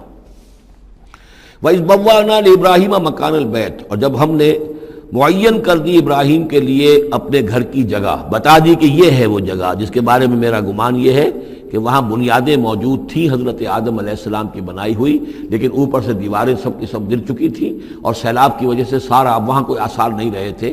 اللہ تعالیٰ نے رہنمائی فرما کر ان کی نشاندہی کروا دی۔ اللہ تشرک بی شیئا، اور یہ حکم دے دیا گیا میرے ساتھ کسی شے کو شریک نہ کرنا، وطہر بیتیا، اور میرے اس گھر کو پاک رکھنا، للطائفین، طواف کرنے والوں کے لیے، والقائمین، اور قیام کرنے والوں کے لیے، کھڑے ہو کر نمازیں پڑھنے والوں کے لیے، والرکع السجود، اور رکوع کرنے والوں کے لیے اور سجود کرنے والوں کے لیے۔ یہ گویا کہ جیسے وہاں آیا تھا وَعَهِدْنَا إِلَىٰ إِبْرَاهِيمَ وَإِسْمَاعِيلَ أَن طَهِّرَا بَيْتِيَ لِلطَّائِفِينَ وَالْعَاكِفِينَ وَالرُّكَّعِ السُّجُودِ، تقریباً وہی آیت یہاں پر آئی ہے، صرف یہ کہ عاکف کی بجائے یہاں قائمین کا لفظ آیا ہے۔ وَأَذِّن فِي النَّاسِ بِالْحَجِّ، اور اے ابراہیم اب پکارو لوگوں کو، اذان دو، پکارو حج کے لیے۔ اب کیسے پکارا ہوگا، کیسے آپ نے یہ پیغام پہنچایا ہوگا، کہاں سے اللہ تعالیٰ نے ان کی آواز کو، ان کی پکار کو کہاں کہاں پہنچایا ہوگا، یہ اللہ تعالیٰ کا معاملہ ہے۔ یا تو کا رجالن، پکاریے لوگوں کو، حج کی دعوت دیجئے، آئیں گے وہ آپ کے پاس پیدل چل کر بھی، وعلی کل ضامر، اور بڑی لاغر اونٹنیوں پر بھی، یعنی دور دراز سے آئیں گے تو سفر کی وجہ سے اونٹنیاں لاغر ہو چکی ہوں گی۔ یاتین من کل فج عمیق، جو یہاں پر پہنچیں گی وہ اونٹنیاں اور لوگ آئیں گے بڑی دور دراز کی راہوں سے، دور دراز کی، یہ فج کہتے ہیں پہاڑوں کے درمیان کے راستے کو، چونکہ یہ سارا پہاڑی علاقہ ہے تو نہ معلوم کہاں کہاں سے گہری وادیوں میں سے ہو کر لوگ جو ہے پہنچتے ہیں۔ لیشہدوا منافع لہم، تاکہ یہ آئیں حاضر ہوں ان جگہوں پر کہ جو ان کے لیے منفعت کی جگہیں ہیں۔ وَيَذْكُرُ اسْمَ اللَّهِ فِي أَيَّامٍ مَعْلُومَاتٍ، اور اللہ کا نام لے معین دنوں کے اندر، یعنی قربانیاں دیں معین دنوں میں۔ 10ویں ذی الحجہ کی قربانی کا دن ہے، اس کے بعد جو ہے 11ویں کو بھی ہو سکتی ہے، 12ویں کو بھی ہو سکتی ہے، یا ایام معلومات ہیں۔ عَلَىٰ مَا رَزَقَهُم مِّن بَهِیمَةِ الْأَنْعَامِ، تو اللہ کا نام لیں ذبح کرتے ہوئے، اللہ کا نام لیں ان پر کہ جو ہم نے انہیں یہ چوپائے عطا کیے ہیں، مویشی دیے ہیں۔ فَكُلُوا مِنْهَا، تو ان کو ذبح کر کے، ان کی قربانی دے کر اس میں سے خود بھی کھاؤ۔ وَأَطْعِمُوا الْبَائِسَ الْفَقِيرَ، اور جو برے حال میں ہو، فقیر محتاج جو بہت ہی خستہ حال ہے، اس کو بھی کھلاؤ۔ ثُمَّ لْيَقْضُوا تَفَثَّهُمْ، پھر یہ کرنے کے بعد پھر اپنے میل کچیل دور کرو، پھر احرام کھولنا ہوتا ہے، پھر یہ کہ وہ رن حت رمی ہوتی ہے، نہر ہوتا ہے، حلق ہوتا ہے، اور پھر طواف۔ چار یہ الفاظ جو ہیں یہ 10ویں تاریخ کے ہیں، 4 افعال، رمی اور نہر، پھر جا کر قربانی دینا، پھر یہ کہ حلق کر کے اور پھر یہ احرام کھل گیا، اب نہاؤ دھو میل کچیل جو بھی احرام کی وجہ سے صاف کرو، اچھے کپڑے پہنو اور پھر جاؤ اور طواف کرو، طواف زیارہ۔ ثم یقضوا تفثهم، پھر چاہیے کہ وہ دور کریں اپنے میل کچیل، ولیوفوا نذورهم، اور جو بھی نذریں مانگی ہوئی ہوں ان کو پورا کریں، ولیطوفوا بالبیت العتیق، اور اب جا کر اس قدیم گھر کا طواف کریں۔ ذالک، یہ سن چکے، ومن يعظم حرمات اللہ فهو خیر له عند ربہ، اور جو کوئی اللہ تعالیٰ کی حرمتوں کی تعظیم کرے، یہ بیت اللہ الحرام ہے، یہ اشہر حرم ہے، یہ ساری چیزیں جو ہے اللہ تعالیٰ کی حرمتیں ہیں، حرمات اللہ ہے، اللہ نے جس جس چیز کو کہ محترم قرار دیا ہے۔ سورہ مائدہ میں ہم پڑھ چکے ہیں، وہ جانور کے جو ہدی کے جانور ہیں وہ بھی محترم ہیں، جن کے گھروں میں گردنوں میں پٹے ڈال دیے گئے ہیں، معلوم ہے کہ یہ ہدیم بالغ الکعبہ جانے والے ہیں، وہ بھی محترم ہیں۔ عام مین البیت الحرام جو ہیں، جو لوگ حاجی جا رہے ہیں، ان کی بھی حرمت ہے۔ تو جو بھی من یعظم حرمات اللہ ہے، جو کوئی بھی اللہ تعالیٰ کی حرام کی ہوئی شے، محترم ٹھہرائی ہوئی چیزوں کی تعظیم کرے گا، فہو خیر لہ عند ربہ، تو وہ اسی کے لیے بہتر ہوگا، اس کا اجر و ثواب اسے ملے گا اپنے رب کے پاس۔ وَأُحِلَّتْ لَكُمُ الْأَنْعَامُ إِلَّا مَا يُتْلَىٰ عَلَيْكُمْ، اور حلال کر دیے گئے تمہارے لیے سارے چوپائے سوائے اس کے جو تم کو سنا دیا گیا ہے، یعنی یہ کہ خنزیر کا معاملہ ہے، اس کو حرام کر دیا گیا ہے، باقی بکری ہے، بھیڑ ہے، گائے ہے، بیل ہے، اونٹ ہے، ان سب کو اللہ کی راہ میں تو اس کی قربانی ہو سکتی ہے۔ فَاجْتَنِبُوا الرِّجْسَ مِنَ الْأَوْثَانِ، تو پھر تم بچو، ان بتوں کی گندگی سے بچو۔ یہ ہے اصل میں بچنا جو ہے وہ سب سے پہلے شرک، اور وہاں پر سب سے بڑا شرک جو ہے وہ بت پرستی کا ہو رہا تھا۔ وَاجْتَنِبُوا قَوْلَ الزُّورِ، اسی طریقے سے جھوٹ کہنے سے، جھوٹ بات سے بھی بچو۔ حنفاء للہ، یکسو ہو جاؤ اللہ کی طرف، یکسو اسی کے بندے بن جاؤ، غیر مشرکین بہ، اس حال میں کہ اس کے ساتھ کسی بھی اعتبار سے شرک نہ ہو، کسی پہلو سے، کسی اعتبار سے، ذات میں، صفات میں، حقوق میں، اختیارات میں، کہیں بھی کوئی شرک کا شائبہ نہ آنے پائے۔ ومن یشرک باللہ، اور جو کوئی اللہ کے ساتھ شرک کرے گا، فکأنما خر من السماء، تو وہ تو ایسے ہے جیسے وہ رسی کٹ گئی اور اب وہ زمین کے اوپر گر پڑا، زمین کی طرف جا رہا ہے آسمان سے۔ کوئی شخص ہے جو آسمان سے کسی بلند چیز سے کسی رسی کے ساتھ لٹکا ہوا ہے، وہاں سے گر گیا یا رسی کٹ گئی، اب جو گر رہا ہے فَكَأَنَّمَا خَرَّ مِنَ السَّمَاءِ فَتَخْطَفُهُ الطَّيْرُ، اب یا تو یہ کہ وہ جو پرندے ہیں وہ اسے اچک کر لے جائیں، کوئی باز آئے اور پکڑ کر لے جائے، کوئی اور ہو، جو بھی یہ بڑے بڑے جانور ہوتے ہیں کہ جو شکار کرتے ہیں پرندوں کا، تخطفہ الطیر، پرندے اس کو اڑا کر لے جائیں، اور تہوی بہ الریح، یا یہ کہ پھر ہوا ان کو لے جا کر گرائے فی مکان صحیح، کسی دور کی جگہ میں کوئی ہوا جو ہے جھونکا اس کو لے جائے اور کسی کھائی میں جا کر گرا دے۔ یہ معاملہ ہے اس شخص کا جو اللہ کے ساتھ شرک کرتا ہے، اس کے پاس کوئی سہارا نہیں رہا۔ اب توحید والا جو ہے وہ ایک سہارے پر قائم ہے، قول ثابت بالحیات الدنیا، یہ جو ہم ثبات عطا کرتے ہیں اہل ایمان کو، بالقول ثابت فی الحیات الدنیا، دنیا کی زندگی میں۔ ذالک، یہ تم نے سن لیا، یہ احکام تم نے سن لیے۔ ومن یعظم شعائر اللہ، پھر سن لو جو اللہ کے شاعر کی تعظیم کرے گا، فإنہا من تقوی القلوب، تو یقیناً یہ دلوں کے تقوی کی بات ہے۔ ان تمام چیزوں کی ہم پڑھ چکے ہیں سورہ بقرہ میں، ان الصفا والمروۃ من شعائر اللہ، بیت اللہ شعیرہ ہے اور وہ مقام ابراہیم شعیرہ ہے، صفا اور مروہ جو ہے شعیرہ ہیں۔ شعیر وہ چیز ہے کہ جس سے اللہ تعالیٰ کی بندگی کا شعور پیدا ہو، ان کے ساتھ وہ چیزیں وابستہ ہیں، وہ تاریخ ان کی ہے کہ جس کے حوالے سے پھر یہ کہ اللہ تعالیٰ کا شعور جو ہے انسان کے اندر پیدا ہوتا ہے، اس کی ذات کا، صفات کا۔ لکم فیہا منافع الی اجل مسمی، یہ جو جانور ہیں اس کی قربانی کے، تمہارے لیے ان میں نفع ہے ایک اجل مسمی تک، یعنی یہ نہیں ہے کہ قربانی کا جانور ہے تو اس کے اوپر سواری نہیں کر سکتے، سواری کر سکتے ہو۔ قربانی کا جانور ہے تو اس کا دودھ پی سکتے ہو، اگر وہ گائے ہے درمیان میں اگر کوئی دودھ ہے یا بکری ہے لے کے جا رہے ہو تو اس کا دودھ پی سکتے ہو۔ منافع الی اجل مسمی، ایک وقت معین تک کے لیے۔ ثم محلها الی بیت العتیق، پھر ان کا جو اصل مقام ہے جہاں انہیں لے جا کر پیش کر دینا ہے وہ ہے بیت العتیق، یعنی اللہ کا گھر۔ اللہ کا گھر کا جو منہر ہے پھر اس کو وسیع کر کے، اور بنا کی وادی میں ایک بہت بڑی جگہ ہے، ورنہ اس سے پہلے جو ہے یہ مروہ کی جو پہاڑی ہے، صفا اور مروہ کے پاس جو ہے یہ قربان گاہ تھی، مروہ ہی سے وہ وادی شروع ہو جاتی ہے کہ جس پر کچھ آگے چل کر وہ منا کا پورا آتا ہے، اب یہ منہر جو ہے وہ ادھر ایکسٹینڈ کر دیا گیا ہے۔ وَلِكُلِّ أُمَّةٍ جَعَلْنَا مَنسَكًا، اور ہم نے ہر امت کے لیے ایک قربانی کا نظام مقرر کیا، لِيَذْكُرُوا اسْمَ اللَّهِ عَلَىٰ مَا رَزَقَهُم مِّن بَهِيمَةِ الْأَنْعَامِ، تاکہ وہ اللہ کا نام لیا کریں ان مویشیوں پر کہ جو ہم نے انہیں عطا فرمائے ہیں۔ فَإِلَٰهُكُمْ إِلَٰهٌ وَاحِدٌ، تو جان لو تمہارا الہ ایک ہی اللہ ہے، واحد۔ فَلَهُ أَسْلِمُوا، اس کے سامنے سر تسلیم خم کرو، اس کی اطاعت قبول کرو۔ یعنی یہ ایسا نہ ہو کہ بس قربانی تو ہو رہی ہے، باقی سب حرام خوریاں ہو رہی ہیں، 10-10 ہزار 20-20 ہزار کا جانور لے کر اور اس کے فوٹو کھنچوا کر اخبارات میں شائع کیے جا رہے ہیں، ہے سارا حرام خوری کا نتیجہ۔ تو یہ تو کوئی قربانی نہیں ہے، یہ اللہ تعالیٰ کے ہاں قبول نہیں ہے، چاہے وہ 1 لاکھ کا جانور ہو لیکن ہو اسلام کے ساتھ۔ فَلَهُ أَسْلِمُوا، اس کی اطاعت تو قبول کرو، اس کے حلال اور حرام کے پابند تو ہو، اس کے حرام کردہ چیزوں میں منہ نہ مارو۔ وَبَشِّرِ الْمُخْبِتِينَ، اور اے نبی بشارت دے دیجئے مخبتین کو، اخبات کہتے ہیں جو اپنے آپ کو پست کر لیں اللہ کے سامنے، تواضع اور عاجزی اختیار کرنے والے۔ الَّذِينَ إِذَا ذُكِرَ اللَّهُ وَجِلَتْ قُلُوبُهُمْ، یہ جو سورہ انفال کے شروع میں الفاظ آئے تھے اس سے ملتے جلتے الفاظ ہیں۔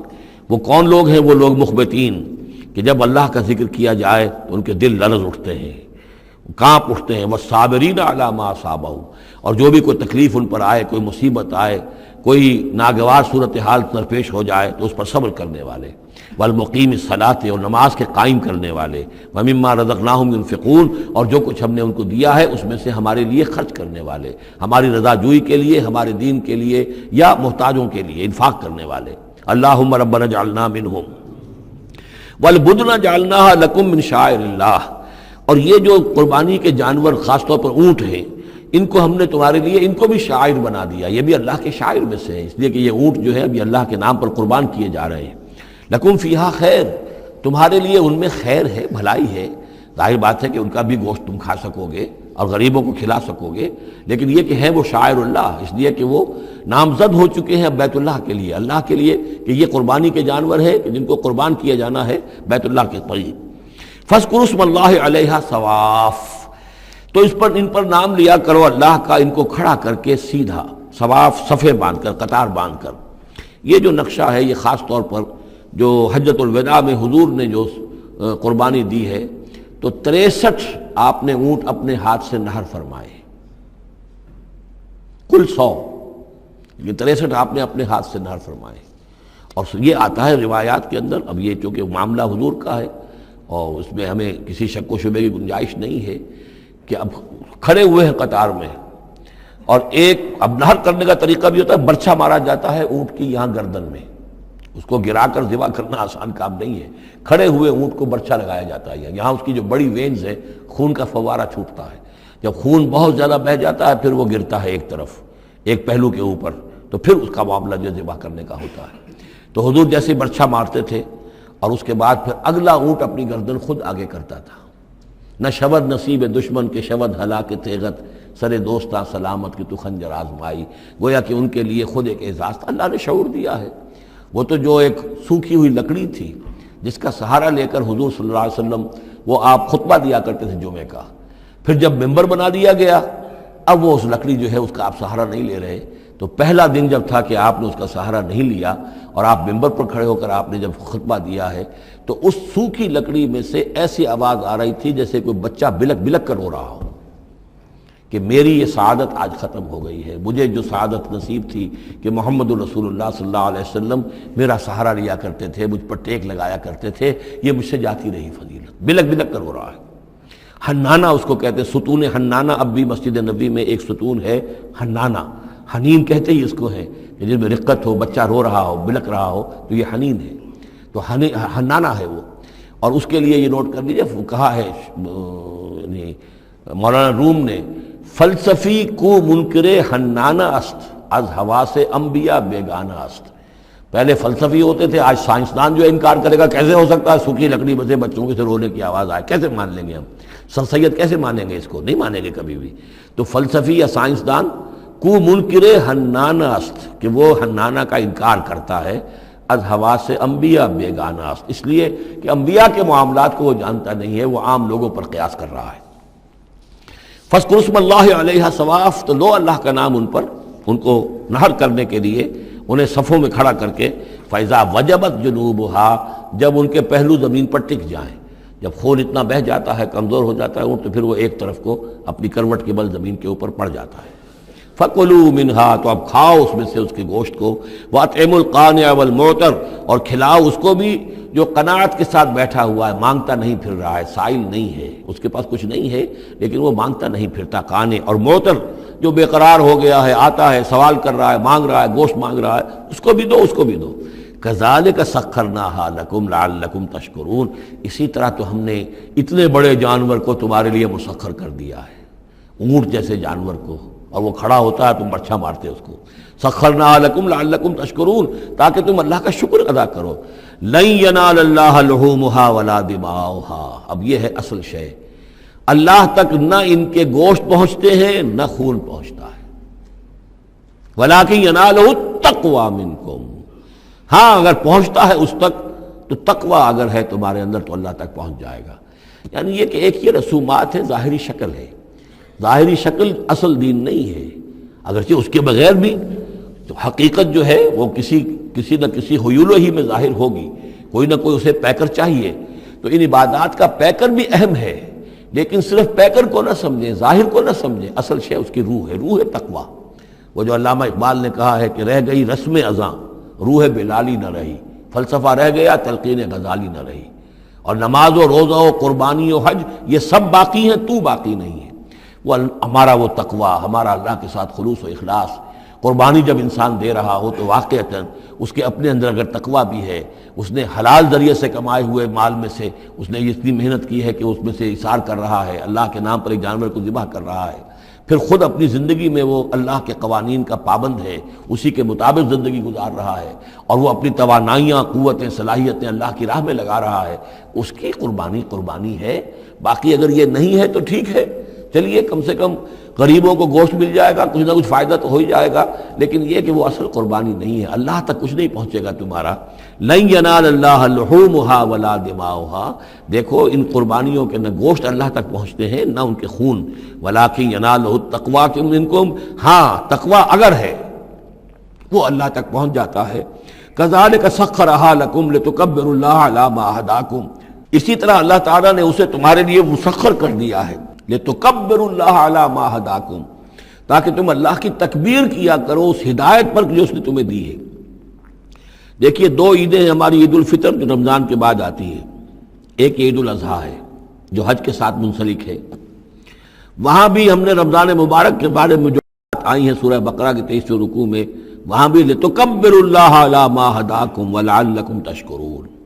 شہر رمضان الذی انزل فیہ القرآن ہدی للناس وبینات من الہدی والفرقان فمن شہد منکم الشہر فلیصمہ فمن کان مریضا او علی سفر فعدۃ من ایام اخر یرید اللہ بکم الیسر ولا یرید بکم العسر ولتکملوا العدۃ ولتکبروا اللہ علی ما ہداکم ولعلکم تشکرون۔ وہی الفاظ یہاں ہیں، لتکبروا اللہ علی ما ہداکم، تاکہ تم تکبیر کرو، اللہ کی تکبیر کرو۔ اسی لیے عیدیان کے لیے جاتے آتے ہوئے تکبیر، اور اس کو بھی بڑا بلند آواز سے، جاتے آتے راستہ بدلنا، پھر نماز جو دوگانہ ہے عید کی اس میں اضافی تکبیرات ہیں، لتکبروا اللہ علی ما ہداکم ولعلکم تشکرون پر تو وہ آیت ختم ہوئی ہے، وبشر المحسنین، اور اے نبی ان لوگوں کو آپ بشارت دے دیجئے جو اسلام اور ایمان اور تقوی کی منزلیں طے کرتے ہوئے درجہ احسان تک پہنچنے کی کوشش کرتے ہیں اور پہنچ جاتے ہیں۔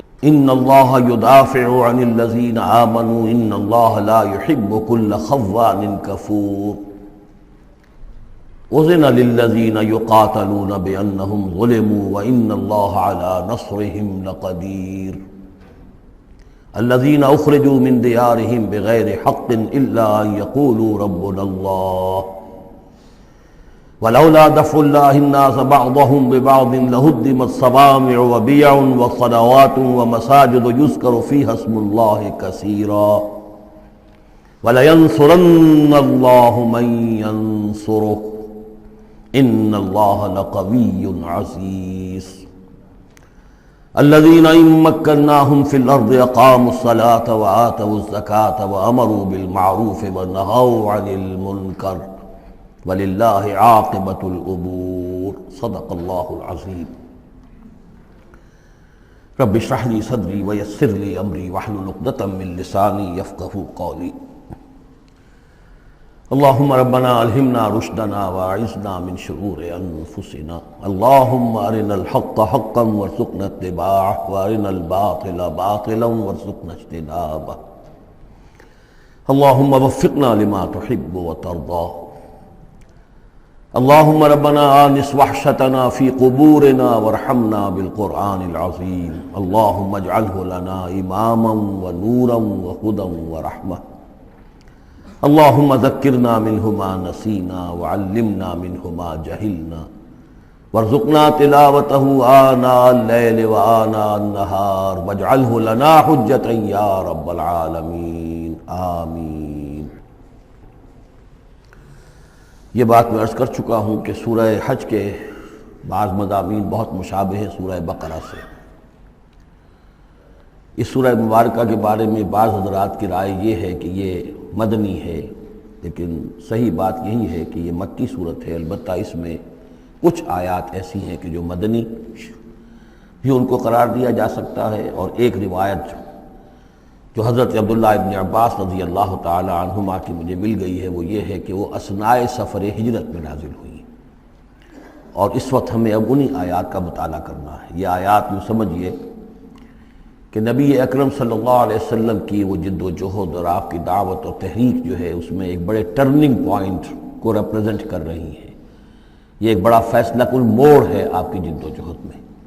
یہ مشابہت ذہن میں رکھیے کہ سورہ بقرہ میں بھی جہاں 23ویں رکوع میں تقریباً وسط ہے سورہ بقرہ کا، جس طرح یہ وسط ہے سورہ حج کا، وہاں بھی 23ویں رکوع میں رمضان مبارک اور روزے کی حکمتیں اور اس کے احکام کا بیان ہوا۔ 24ویں رکوع سے قتال فی سبیل اللہ اور اس کے ساتھ ہی حج کے دو جو رکوع ہیں مناسک حج پر مشتمل ہیں۔ یہاں پر بھی آپ دیکھیے کہ مناسک حج پر 2 رکوع مشتمل تھے اور اس کے فوراً بعد قتال کی بات ہو رہی ہے۔ بڑا گہرا ربط ہے ان دونوں کے اندر، اس لیے کہ قتال فی سبیل اللہ کا جو سب سے پہلا ہدف تھا وہ یہی تھا کہ توحید کا مرکز کعبۃ اللہ جو اصل میں خدا واحد کی عبادت کے لیے بنایا گیا تھا، اس وقت وہ مشرکین کے تسلط میں ہے اور انہوں نے اسے شرک کا اڈا بنایا ہوا ہے۔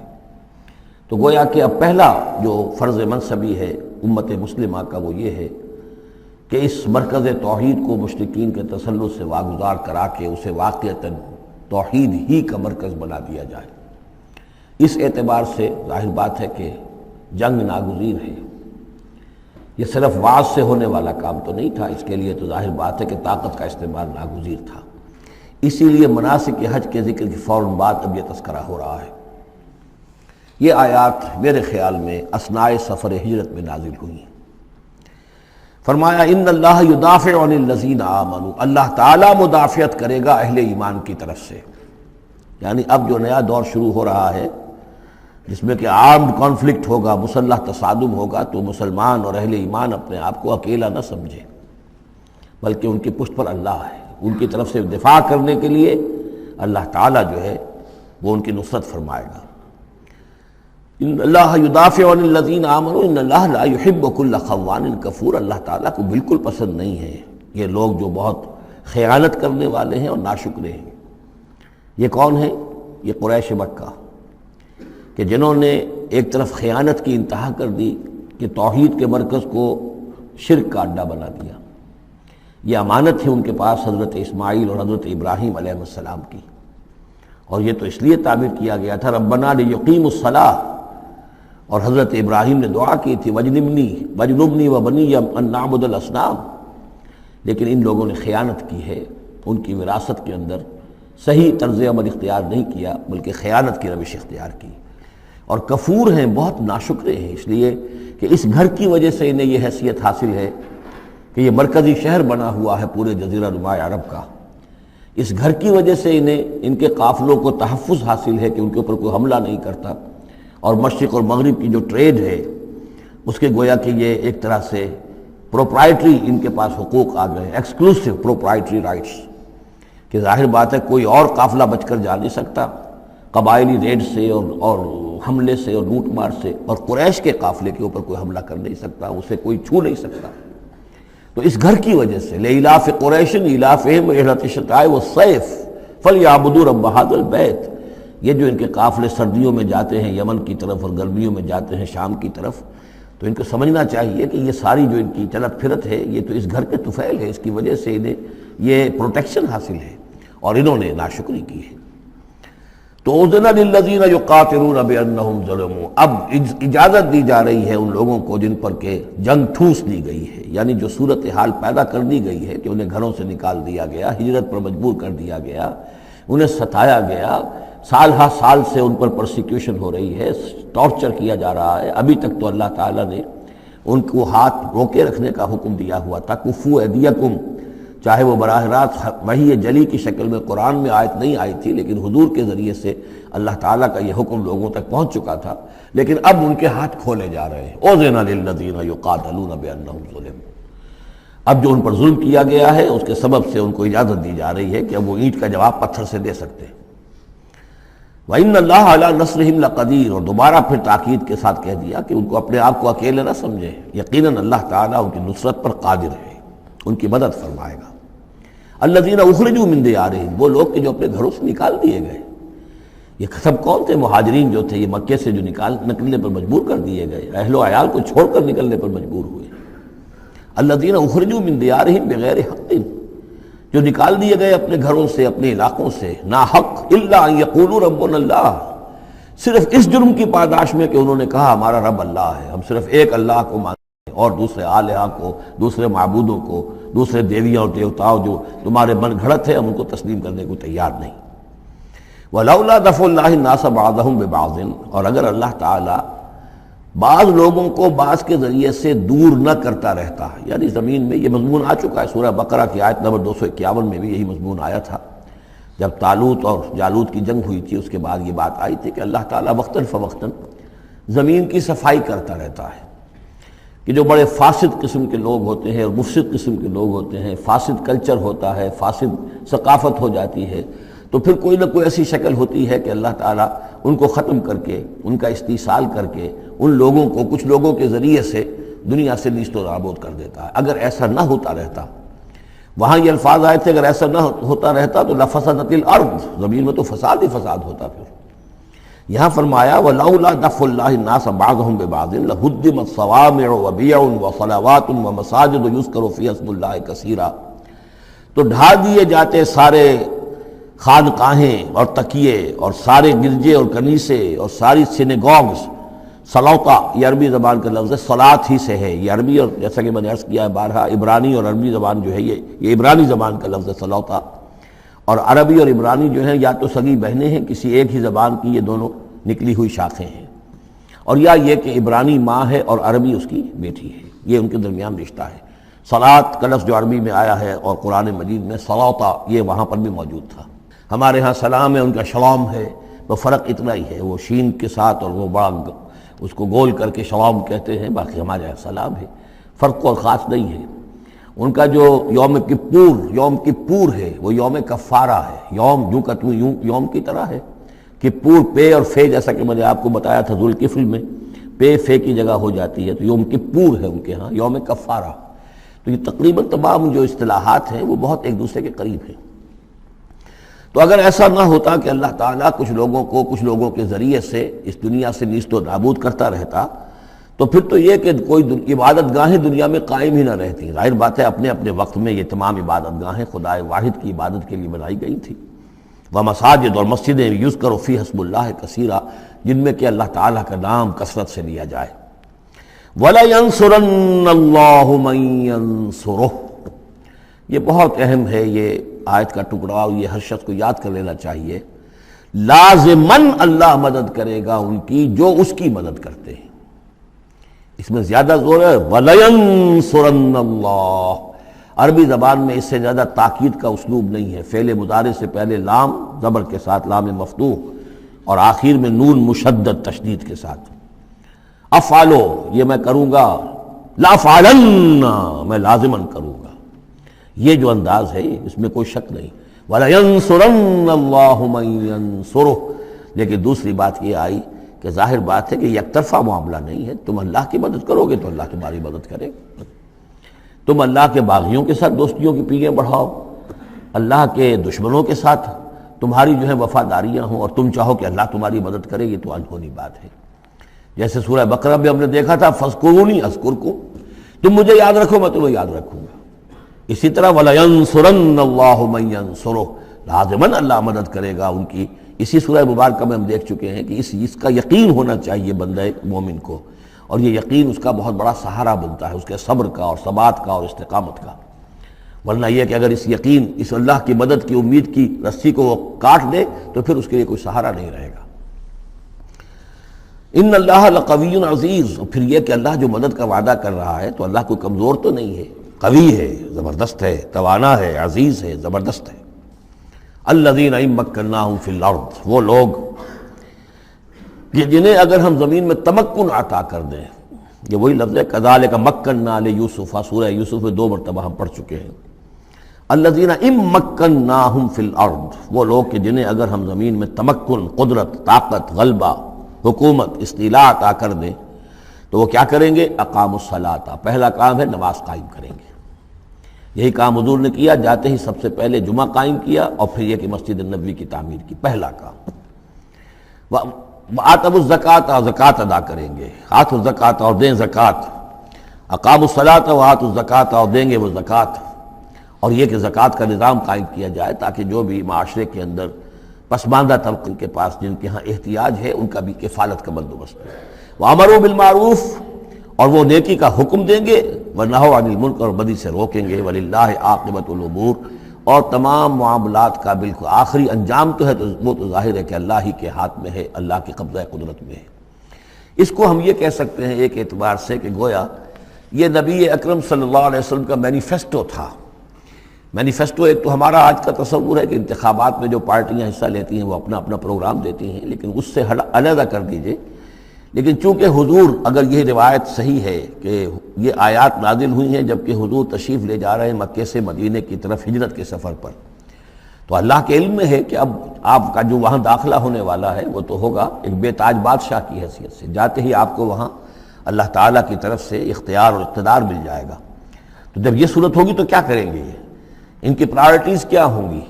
تو جیسے کہ جماعتیں کہا کرتی ہیں کہ ہماری حکومت بنے گی تو ہم یہ کریں گے، تو گویا کہ یہ ہے وہ ہمیشہ کے لیے اہل ایمان کا جو سمجھیے کہ اللہ تعالیٰ کی طرف سے دیا ہوا ان کا مینیفیسٹو ہے۔ الذین ان مکناہم فی الارض اقاموا الصلاۃ وآتوا الزکوٰۃ وامروا بالمعروف ونہوا عن المنکر وللہ عاقبۃ الامور۔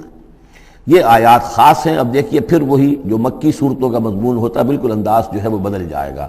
یہ آیات ہیں اثناء سفر ہجرت کی، یا ہو سکتا ہے کہ مدینہ پہنچ کر نازل ہوئی ہوں، لیکن یہ مکی صورت میں رکھ دی گئی ہیں مناسبت کے اعتبار سے کہ جہاں حج کے یہ افعال بیان ہو رہے مناسک حج، اس کے ساتھ ہی ان کو شامل کر دیا گیا۔ اب وہی جو عام مکی مضامین ہیں مکی صورتوں کے وہ شروع ہو جائیں گے۔ وَإِن يُكَذِّبُوكَ فَقَدْ كَذَّبَتْ قَبْلَهُمْ قَوْمُ نُوحٍ وَعَادٌ وَثَمُودُ۔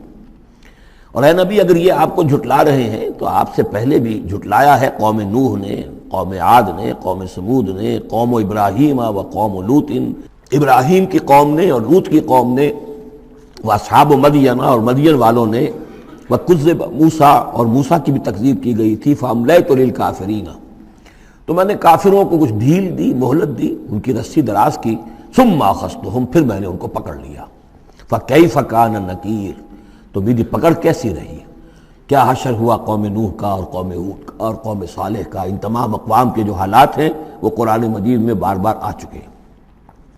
فَكَأَيٍّ مِّن قَرْيَةٍ أَهْلَكْنَاهَا، تو کتنی ہی ایسی بستیاں ہیں، آبادیاں ہیں جن کو ہم نے ہلاک کیا، وَهِيَ ظَالِمَةٌ، اور ہلاک یوں ہی نہیں کر دیا، وہ ظالم تھی، گناہ گار تھی، ان میں گناہ اتنا پھیل گیا تھا، شرک اور کفر کا اتنا دورہ ہو گیا تھا کہ گویا کہ وہ ایسے ہی تھا جیسے انسانی جسم کا کوئی حصہ اگر گل جائے تو اس کو کاٹ دینے ہی میں عافیت ہے، ورنہ پورے جسم کے لیے وہ چیز جو ہے وہ مضر ہوگی۔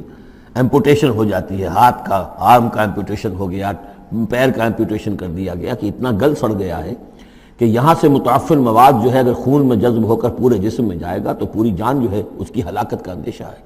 تو اللہ تعالیٰ اسی طریقے سے ان بستیوں کو کہ جو اس طریقے سے گندگی کا اور برائی کا اور معصیت کا اور سیئات کا مرکز بن چکی ہوں اور وہ پھوڑا بن چکی ہوں، پھر ان کے لیے یہی اللہ تعالیٰ کی طرف سے سرجیکل آپریشن ہوتا رہا ہے۔ فَكَأَيٍّ مِّن قَرْيَةٍ أَهْلَكْنَاهَا فَهِيَ ظَالِمَةٌ فَهِيَ خَاوِيَةٌ عَلَىٰ عُرُوشِهَا، وہ گری پڑی ہوئی ہیں اپنی چھتوں کے بل پر۔ وَبِئْرٍ مُعَطَّلَةٍ، کتنے ہی کنویں ہیں کہ جو بند پڑے ہوئے ہیں، بڑی محنت سے لوگوں نے اپنے اپنے زمانوں میں کھودے ہوں گے، ان سے پانی پینے والے لوگ ہوں گے یا جمگھٹے رہا کرتے ہوں گے لوگوں کے، اب معطل پڑے ہوئے ہیں۔ وَقَصْرٍ مَشِيدٍ، کتنے ہی محل ہیں جو ان میں بڑی گچکاری کی گئی ہے، بہت انہیں مضبوط بنایا گیا ہے۔ اب جاؤ الحمرا کو دیکھ لو، کبھی مسلمان حکومت کیا کرتے تھے، غرناطہ میں جاؤ اور دیکھو الحمرا محل کیسا ہے، جاؤ اور قرطبہ کی مسجد کو دیکھو کہ جہاں کوئی سجدہ کرنے والا نہیں ہے، کسی کو سجدے کی اجازت نہیں ہے۔ افلم یسیروا فی الارض، تو کیا یہ لوگ زمین میں گھومے پھرے نہیں ہیں؟ فتکون لہم قلوب یعقلون بہا، تو ہوتے ان کے دل جن سے یہ سمجھتے اور بات کو کی تہ تک پہنچتے۔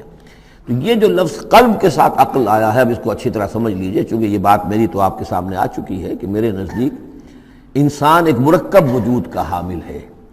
اس کا ایک وجود حیوانی ہے، خالص حیوانی اور مکمل حیوان اور اعلیٰ ترین حیوان۔ انسان اعلیٰ ترین حیوان ہے، تمام حیوانوں میں سب سے افضل ہے، اور اس میں وہ ساری فیکلٹیز ہیں کہ جو حیوانات میں بھی ہوتی ہیں، لیکن اس کا ایک روحانی وجود ہے، وہ مکمل وجود ہے، انڈیپینڈنٹ ہے، بالکل اس حیوانی وجود سے ایک علیحدہ اور مستقل بذات وجود ہے۔ یہ دونوں کیسے جڑے ہوئے ہیں یہ ہم نہیں جانتے۔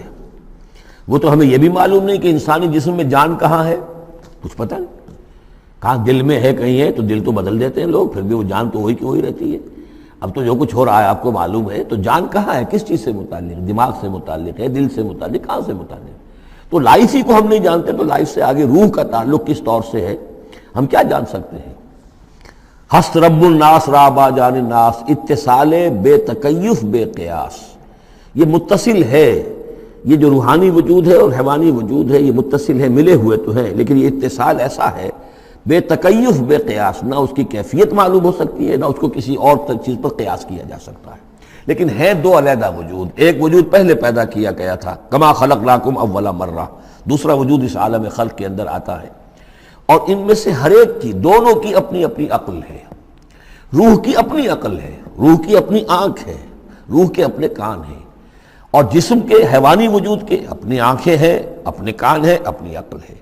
تو ان السمع والبصر والفؤاد، یہ حیوانی، یہ گویا کہ انسان کے جو حیوانی ذرائع علم ہیں وہ یہ ہیں، جن کے بارے میں گفتگو سورہ بنی اسرائیل کی اس آیت کے حوالے سے میں تفصیلاً کر چکا ہوں۔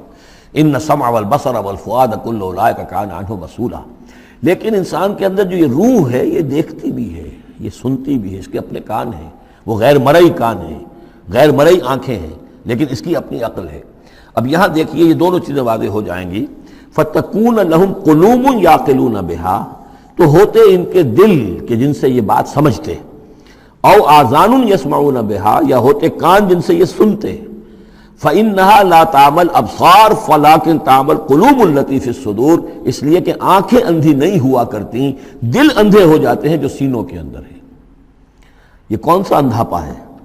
ابو جہل اندھا تھا کس اعتبار سے؟ ابو لہب اندھا تھا کس اعتبار سے؟ ولید بن مغیرہ اندھا تھا کس اعتبار سے؟ ان کی آنکھیں تو اندھی نہیں تھی، ان کے دل اندھے ہو گئے تھے، ان کی روحیں اندھی ہو گئی تھی، ان کے اوپر اپنی دنیاوی اغراض، اپنی ضد، اپنی ہٹ دھرمی اور اپنے تکبر اور اپنے جو بھی ان کے اندر عصبیتیں تھیں، اس کی وجہ سے اس طریقے سے ان کے اوپر پٹیاں پڑ چکی تھی کہ وہ روح نہ دیکھتی تھی نہ سنتی تھی۔ تو یہ ہے اصل میں یہ معاملہ۔ فَإِنَّهَا لَا تَعْمَى الْأَبْصَارُ، ایک ہے آنکھیں اندھی، لیکن ہو سکتا ہے اس کا دل جو ہے وہ دوسروں سے کہیں زیادہ دیکھنے والا ہو، لیکن یہ کہ آنکھوں کا اندھا ہونا اتنا بڑی بات نہیں، اتنا دل کا اندھا ہونا۔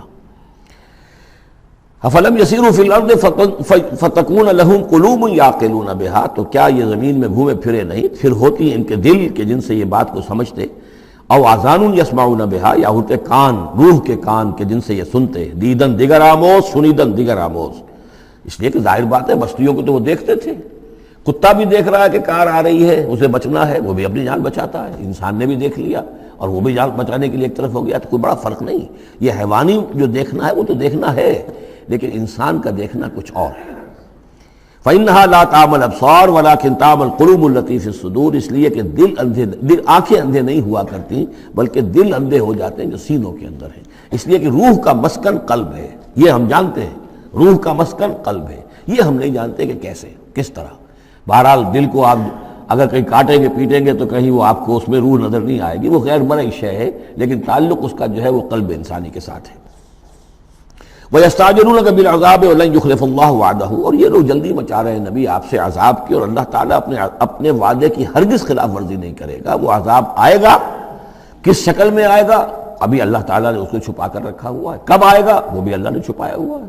وَإِنْ أَدْرِي أَقَرِيبٌ أَمْ بَعِيدٌ مَا تُوعَدُونَ، یہ ہم سورہ انبیاء میں پڑھائے ہیں کہ میں نہیں جانتا ہے نبی، آپ کہہ دیجئے قُلْ إِنْ أَدْرِي أَقَرِيبٌ أَمْ بَعِيدٌ مَا تُوعَدُونَ، کہ جس چیز کا تم سے وعدہ کیا جا رہا ہے، جس چیز کی دھمکی دی جا رہی ہے وہ قریب آ چکی ہے یا دور ہے۔ وَإِنَّ يَوْمًا عِندَ رَبِّكَ كَأَلْفِ سَنَةٍ مِّمَّا تَعُدُّونَ، اور یقیناً ایک دن آپ کے رب کے نزدیک 1000 برس کا ہے اس حساب سے جو تم تعداد جانتے ہو۔ انسانی عام حساب سے جو 1000 برس ہے، دنیا کا ہمارا حساب سے وہ در حقیقت اللہ کا ایک دن ہے۔ یہ مضمون چونکہ قرآن مجید میں پھر سورہ سجدہ میں پھر آئے گا، 2 مرتبہ آیا، تو یہ مضمون یوں سمجھیے کہ یہ محکمات میں سے، یہ متشابہات میں سے نہیں ہے، بات بہت بالکل پختہ ہے، واضح ہے۔ یدبر الامر من السماء الى الارض ثم يعرج الیہ فی یوم کان مقدارہ 1000 سنۃ مما تعدون، تو اللہ تعالیٰ کی جو تدبیر امر ہے، وہی جو 3 کام ابتدائی جو شاہ ولی اللہ دہلوی رحمۃ اللہ علیہ کی تصنیف حجت اللہ البالغہ کے حوالے سے میں بتا چکا ہوں، ابداع، خلق اور تدبیر۔ تدبیر تیسرا کام ہے۔ اس تیسرے کام کے ضمن میں اللہ کا جو بھی ایک نقشہ بنتا ہے اس کی مشیت کا، وہ 1000 سال کا ہوتا ہے ہمارے حساب سے، اس کا ایک دن ہے، وہ اس کی ایک پلاننگ ہو جاتی ہے، اس کے احکام جو ہے وہ فرشتوں کے حوالے کر دیے جاتے ہیں، اس کی پھر ایگزیکیوشن ہوتی ہے، تو 1000 برس کی پلاننگ ہے ہمارے حساب سے، اللہ کے ہاں وہ ایک دن ہے۔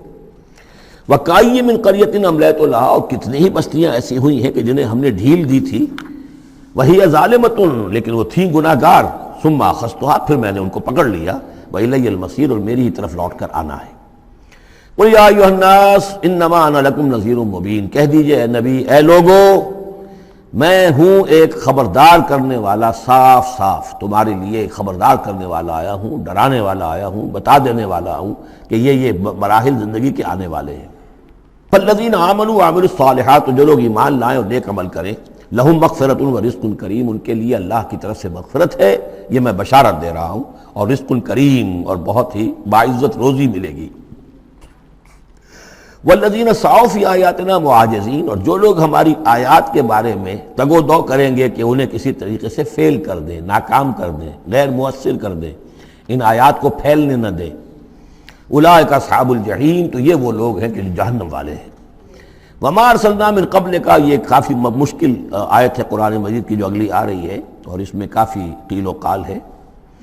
وما ارسلنا من قبلک من رسول ولا نبی الا اذا تمنى القى الشیطان فی امنیتہ، اور نہیں بھیجا ہم نے آپ سے پہلے بھی کوئی رسول، اے نبی صلی اللہ علیہ وسلم، نہ کوئی رسول نہ نبی، الا اذا تمنا، مگر یہ کہ جب اس نے خود کوئی خیال باندھا، کوئی پلاننگ کی، کوئی نقشہ بنایا اپنے کام کا۔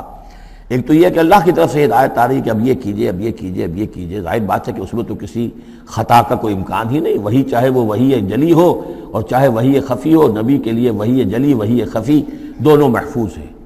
وحی خفی کے اندر بھی شیطان یا شیطانی قوتیں کوئی در اندازی نہیں کر سکتے، لیکن یہ کہ کبھی ایسا بھی ہوتا ہے کہ وحی کی طرف سے کوئی بات نہیں آئی ہے، ظاہر بات ہے کہ یہ نہیں سمجھنا چاہیے کہ نبی کی حیثیت بالکل ایسے ہے جیسے وہ کسی زمانے میں، آج کل تو شاید وہ معاملہ ختم ہو گیا، وہ تار جو جاتے تھے گٹ گٹ گٹ ہو رہی ہے، ادھر سے ہو رہی ہے، ادھر سے وہ جو ہے مشین بول رہی ہے، تو بیچ میں تو مشین ہے، کچھ نہیں ہے۔ تو ایسا نہیں ہے کہ نبی کی اپنی کوئی شخصیت ہی نہ ہو، نبی کی اپنی کوئی سوچ ہی نہ ہو، نبی کی اپنی کوئی پلاننگ ہی نہ ہو۔ یہ تو عام انسان بھی دیکھیے، اگر کوئی آپ کو یہ کہے بس آپ کو تو جو کہا کرتے چلے جاؤ، تو آپ کہیں گے میری شخصیت، میری بھی کوئی سوچ ہے، میری بھی کوئی اس معاملے کے اندر مجھے بھی کوئی رائے جو ہے۔ تو نبی کا معاملہ یہ نہیں ہے کہ بس ہر لحظہ وہ اللہ کا حکم آ رہا ہے، نہیں، بلکہ یہ کہ ان کو ایک حکم دے دیا گیا، اس پر پھر وہ خود بھی سوچتے ہیں۔ تبلیغ کیجئے، جیسے حکم آیا انذر عشیرتک الاقربین، اب اپنے قریبی رشتہ داروں کو خبردار کیجئے۔ اب یہ کام نبی کا تھا کہ آپ نے حضرت علی کو حکم دیا کہ کھانے کا انتظام کرو، اور بنو ہاشم کے تمام مردوں کو آپ نے بلا لیا۔ یہ جو تدبیر ہے یہ محمد الرسول اللہ صلی اللہ علیہ وسلم کی۔ ان تدبیروں میں ایسا ہو سکتا ہے کہ کسی وقت کوئی خطا ہو جائے، کسی وقت کوئی بات جو ہے غلط بھی ہو جائے، یہ بات چونکہ اس کا ذاتی اجتہاد ہے۔ چنانچہ صحابہ کرام بھی یہ کرتے تھے۔ غزوہ بدر میں حضور نے جہاں حکم دیا تھا کیمپ لگانے کا، تو وہ جا کر بعض صحابہ پہنچ گئے کہ حضور دیکھیے اگر تو یہ وحی کے حکم کے تحت ہے جو اللہ کا حکم ہے کہ یہاں کیمپ ہمارا ہونا چاہیے، سر تسلیم خم ہے، اگر یہ آپ کی ذاتی رائے ہے تو پھر ذرا اگر آپ اجازت دیں تو ہم کچھ اپنی رائے بھی پیش کریں۔ آپ نے فرمایا ہاں کہو۔ انہوں نے عرض کیا کہ ہمارے نزدیک جو تجربہ ہمیں جنگوں کا ہے اس کی بنا پر ہم یہ سمجھتے ہیں کہ ہمارا جو پڑاؤ ہے، ہمارا کیمپ وہاں لگنا چاہیے، اس وادی کے اس گوشے میں۔ آپ نے فرمایا ٹھیک ہے، یہاں سے خیمے اٹھاؤ اور وہاں لگا دو۔ ظاہر بات ہے یہ تدبیر تھی ذاتی تھی محمد الرسول اللہ صلی اللہ علیہ وسلم کی۔ اس میں اختلاف کی صحابہ کو گنجائش ہے اور انہیں اپنی رائے پیش کرنے کا بھی موقع ہے۔ اگر یہ وہی سے ہوتا تو ظاہر بات ہے کہ پھر وہاں سے کوئی سوال پیدا نہیں ہوتا تھا کہ وہاں سے کیمپ اکھاڑا جائے۔ تو اس طرح کے معاملے میں خطا بھی ہو سکتی ہے، غلطی بھی ہو سکتی ہے، اور اس قسم کے معاملے میں کوئی در اندازی جو ہے شیطان کی طرف سے بھی ممکن ہے۔ اب یہ مسئلہ ایسا ہے کہ چونکہ عصمت انبیاء کے بارے میں جو بہت حساس، تمام اہل ایمان جو ہے بہت حساس ہیں، تو یہ جو ہے تو یہ گویا کہ یوں سمجھیے کہ یہ حلق میں پھنس جاتی ہے، اس کو اس طریقے سے قبول کرنا بڑا مشکل ہے۔ تو تعویلیں بڑی دور راسکار بھی کی گئی ہیں، لیکن میرے نزدیک اس کی بالکل سیدھی سی بات ہے۔ یہاں تک کہ میں آپ کو واقعہ بتا چکا ہوں تعبیر نخل کا، کہ حضور نے مدینے میں جا کر کہا کہ یہ آرٹیفیشل پولینیشن وغیرہ کے لیے تم جو قریب کر دیتے ہو کھجور کے نر اور مادہ پھولوں کو قریب لے آتے ہو تاکہ فرٹیلائزیشن زیادہ ہو جائے اور پھر یہ کہ پھل زیادہ ہو جائے، نہ کرو تو کیا ہے، آپ کے بس یہ کہنے سے صحابہ نے نہیں کیا، لیکن یہ کہ فصل کم ہو گئی۔ اب انہوں نے ڈرتے ڈرتے عرض کیا کہ حضور آپ نے یہ فرمایا تھا، ہم نے نہیں کیا، تعبیر نخل اس سال ہم نے نہیں کی تھی، فصل کم ہو گئی ہے۔ فرمایا انتم عالم بامور دنیاکم، یہ معاملات تمہارے، میں یہ سکھانے تمہیں نہیں آیا، ایگریکلچر سکھانے نہیں آیا تمہیں میں تو آیا ہوں یہ ہدایت دینے کے لیے۔ جو ہدایت میں دوں، جو میری جو نبوت اور رسالت کا جو ایشو ہے، جو اس کا موضوع ہے، اس پر تمہیں میری ہر بات کو ماننا ہے، لیکن یہ جو تمہارے معاملات ہیں یہ تجرباتی معاملات ہیں۔ اب دیکھیے تجرباتی، چونکہ وہ تجربہ تھا انہیں، وہ کرتے تھے، زراعت کرتے تھے، اور انہیں یہ اندازہ ہو گیا تھا کہ ایسا ہو تو اس سے یہ کہ پھل زیادہ ہوتا ہے، تو تجربے پر تھا، اور تجربے ہی کی بنیاد پر سائنس ہے۔ پوری سائنس کیا ہے؟ ایکسپیریمنٹیشن ہے نا، اسی کے اوپر تو یہ سائنس ڈیولپ ہوئی ہے۔ ان چیزوں کو جو ہے وہ اس سے خارج سمجھیے، اس میں کوئی تعلق جو ہے دین کا اس سے نہیں ہے۔ انتم اعلم بامور دنیاکم، تم اپنے ان دنیاوی معاملات کو جو تجربے پر جس کا دار و مدار و نثار ہے مجھ سے بہتر جانتے ہیں۔ یہ حدیث ہے بخاری شریف کی، الحمدللہ اللہ تعالیٰ ان پر لاکھوں نعمتیں اور اپنی رحمت نازل فرمائے، یہ چیزیں محفوظ رہ گئی ہیں ہمارے لیے، تبھی تو ہمارے لیے کچھ کہنے کا اور بولنے کا موقع ہے۔ تو فرمایا انتم عالم بامور دنیاکم۔ اسی طریقے کا مسئلہ یہ ہے، وما ارسلنا من قبلک من رسول ولا نبی الا اذا تمنا، جب وہ کوئی اپنی اسکیم بناتے ہیں، اپنی پلاننگ کرتے ہیں، القی الشیطان فی امنیتہ، تو شیطان ان کے خیال میں کچھ ڈال دیتا ہے۔ امنیہ کہتے ہیں تمنا، آرزو۔ اب دیکھیے آدمی سوچتا ہے یہ حسرہ ہو جانا چاہیے، یہ کام یوں ہونا چاہیے، مثلا جب کہ آپ نے دیکھا کہ مکہ مکرمہ میں تو میرا قیام ناممکن ہو گیا ہے، اس لیے کہ ابو طالب کے انتقال کے بعد وہ جو خاندانی ایک پروٹیکشن حاصل تھی بنو ہاشم کی، وہ ختم ہو گئی، اور اب خاندان بنی ہاشم کا سردار بھی ابو لہب ہو گیا ہے کہ جو بہت ہی سخت دشمن ہے ذاتی طور پر حضور کا۔ تو پھر آپ نے سوچا اب کیا کروں، کس طرح جاؤں، کدھر دیکھوں، کسے آواز دوں، تو آپ نے طائف کا سفر کیا، لیکن یہ کہ وہاں پہ آپ جو ہے ناکام وہاں سے آنا پڑا، وہاں کوئی آپ کو ریسپانس نہیں ملی، بلکہ زندگی کا سخت ترین دن جو ہے حضرت عائشہ صدیقہ رضی اللہ تعالیٰ عنہ کی روایت موجود ہے، ان کے ہوش کے دوران تو سمجھیے کہ غزوہ احد کا دن سخت ترین تھا، تو انہوں نے کبھی پوچھ لیا کہ حضور آپ پر احد کے دن سے بھی سخت دن کوئی گزرا ہے؟ آپ نے فرمایا ہاں، طائف کا دن مجھ پر اس سے کہیں زیادہ سخت تھا، وہ سختی ہوئی حضور پر۔ لیکن اللہ تعالیٰ کی مشیت میں کیا تھا کہ یہ سعادت جو ہے یہ طائف کے لیے نہیں لکھی تھی، یہ سعادت یثرب کے لیے لکھی تھی، جو مدینہ منورہ بننے کی سعادت جو ہے، مدینۃ النبی بننے کی سعادت اللہ کی حکمت میں مدینہ کے لیے تھی۔ وہاں حضور گئے بھی نہیں اور وہاں کے 6 آدمی ایمان لے آئے اور کھڑکی کھل گئی۔ وما ارسلنا من قبلک من رسول ولا نبی الا اذا تمنا القى الشیطان فی امنیتہ فینسخ اللہ ما یلقی الشیطان، پھر اللہ منسوخ کر دیتا ہے، ختم کر دیتا ہے اس چیز کو کہ جو شیطان نے ڈالا ہوتا ہے۔ ثم یحکم اللہ آیاتہ، پھر اللہ تعالیٰ اپنے فیصلوں کو پختہ کر دیتا ہے۔ یہاں آیت جو ہے آیات ہی فیصلوں کے معنی میں ہے۔ واللہ علیم الحکیم، اور اللہ سب کو جاننے والا، کمال حکمت والا ہے۔ یہ توجیہ ہے میرے نزدیک، اور یہ قریب ترین ہے اس توجیہ سے کہ جو موضح القرآن میں شاہ عبد القادر رحمۃ اللہ علیہ ان کی طرف سے ہے، تو اس حوالے سے واقعہ یہ ہے کہ مجھے اس پر کافی اطمینان ہے۔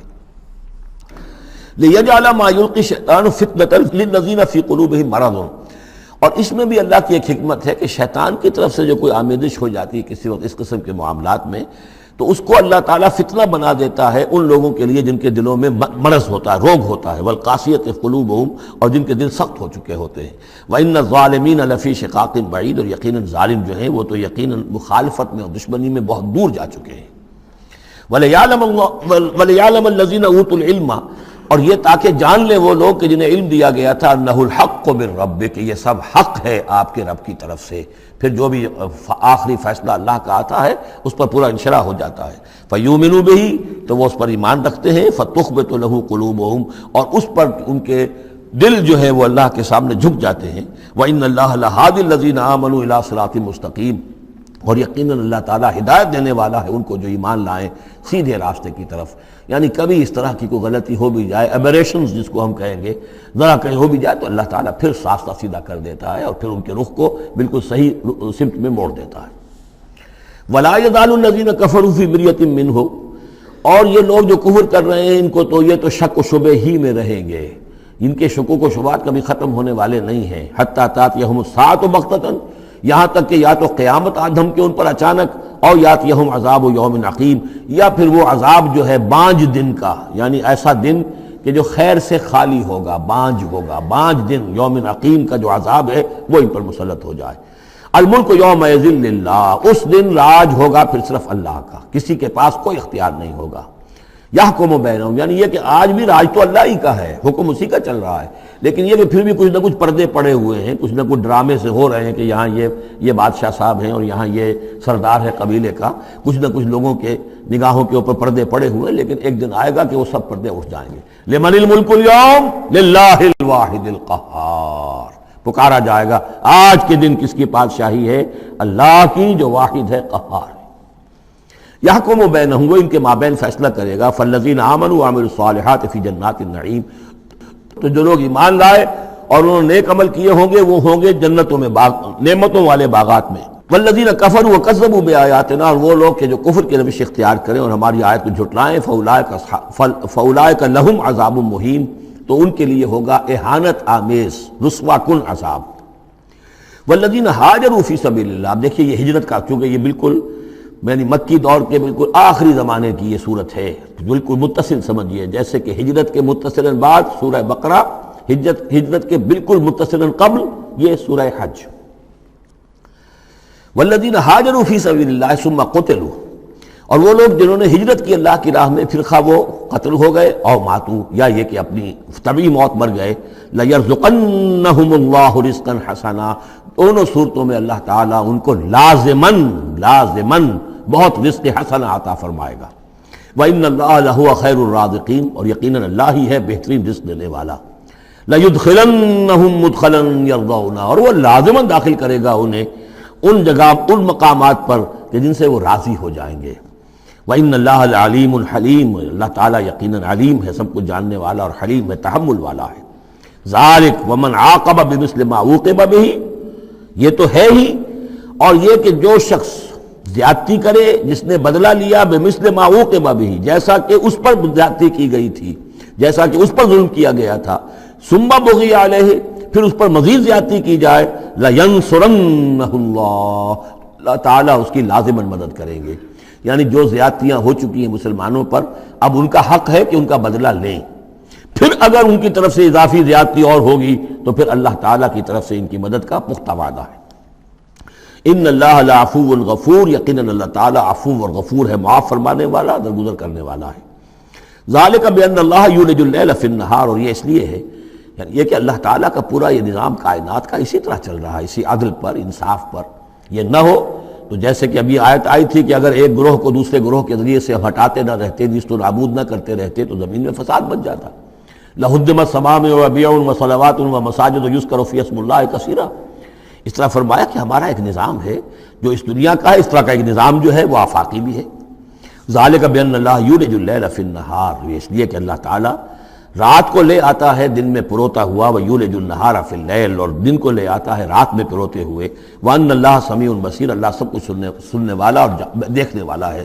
ذالک بان اللہ هو الحق، یہ اس لیے کہ اللہ ہی حق ہے، ذات برحق، جس کا حق ہونا قطعی ہے، یقینی ہے۔ وَأَنَّمَا يَدْعُونَ مِن دُونِهِ هُوَ الْبَاطِلُ، اور جس کو وہ پکار رہے ہیں اس کے سوا وہ سب باطل ہے، آدر ہوا ہے، ان کی کوئی حیثیت نہیں۔ وَأَنَّ اللَّهَ هُوَ الْعَلِيُّ الْكَبِيرُ، اور یہ کہ یقیناً اللہ تعالیٰ ہی ہے سب سے بلند و بالا اور سب سے بڑا۔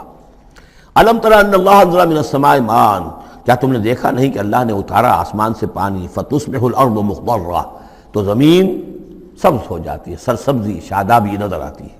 ان اللہ لطیف الخبیر، یقیناً اللہ تعالیٰ بڑی ہی خفیہ تدبیریں کرنے والا اور ہر شے سے باخبر ہے۔ باریک بین بھی اس کے معنی ہے لطیف کے، اور خفیہ تدبیر کرنے والا۔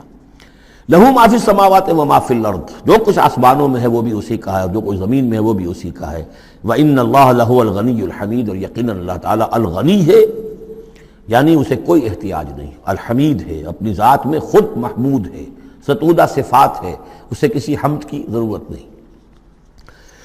أَلَمْ تَرَ أَنَّ اللَّهَ سَخَّرَ لَكُم مَّا فِي الْأَرْضِ وَالْفُلْكَ تَجْرِي فِي الْبَحْرِ بِأَمْرِهِ، کیا تم نے دیکھا نہیں کہ اللہ تعالیٰ نے تمہارے لیے مسخر کر دیا ہے، تمہاری خدمت گزاری میں، تمہاری ضروریات کی بہم رسانی میں لگا دیا ہے ان سب چیزوں کو جو زمین میں ہے، والفلک، اور کشتی کو، تجری فی البحر بامرہ، جو چلتی ہے سمندر میں اور دریا میں اس کے حکم سے، ویمسک السماء ان تقع علی الارض، اور وہی ہے جو تھامے ہوئے آسمان کو کہ وہ گر نہ جائے زمین پر، الا باذنہ، مگر اس کے حکم سے۔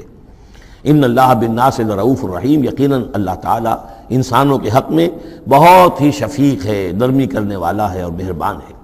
وَهُوَ الَّذِي أَحْيَاكُمْ، وہی ہے جس نے تمہیں زندہ کیا، یعنی پہلے تم مردہ تھے۔ سورہ بقرہ میں بھی آیت آپ دیکھ چکے ہیں، بالکل اس کے ہم وزن آ رہی ہے۔ كَيْفَ تَكْفُرُونَ بِاللَّهِ وَكُنتُمْ أَمْوَاتًا فَأَحْيَاكُمْ ثُمَّ يُمِيتُكُمْ ثُمَّ يُحْيِيكُمْ ثُمَّ إِلَيْهِ تُرْجَعُونَ۔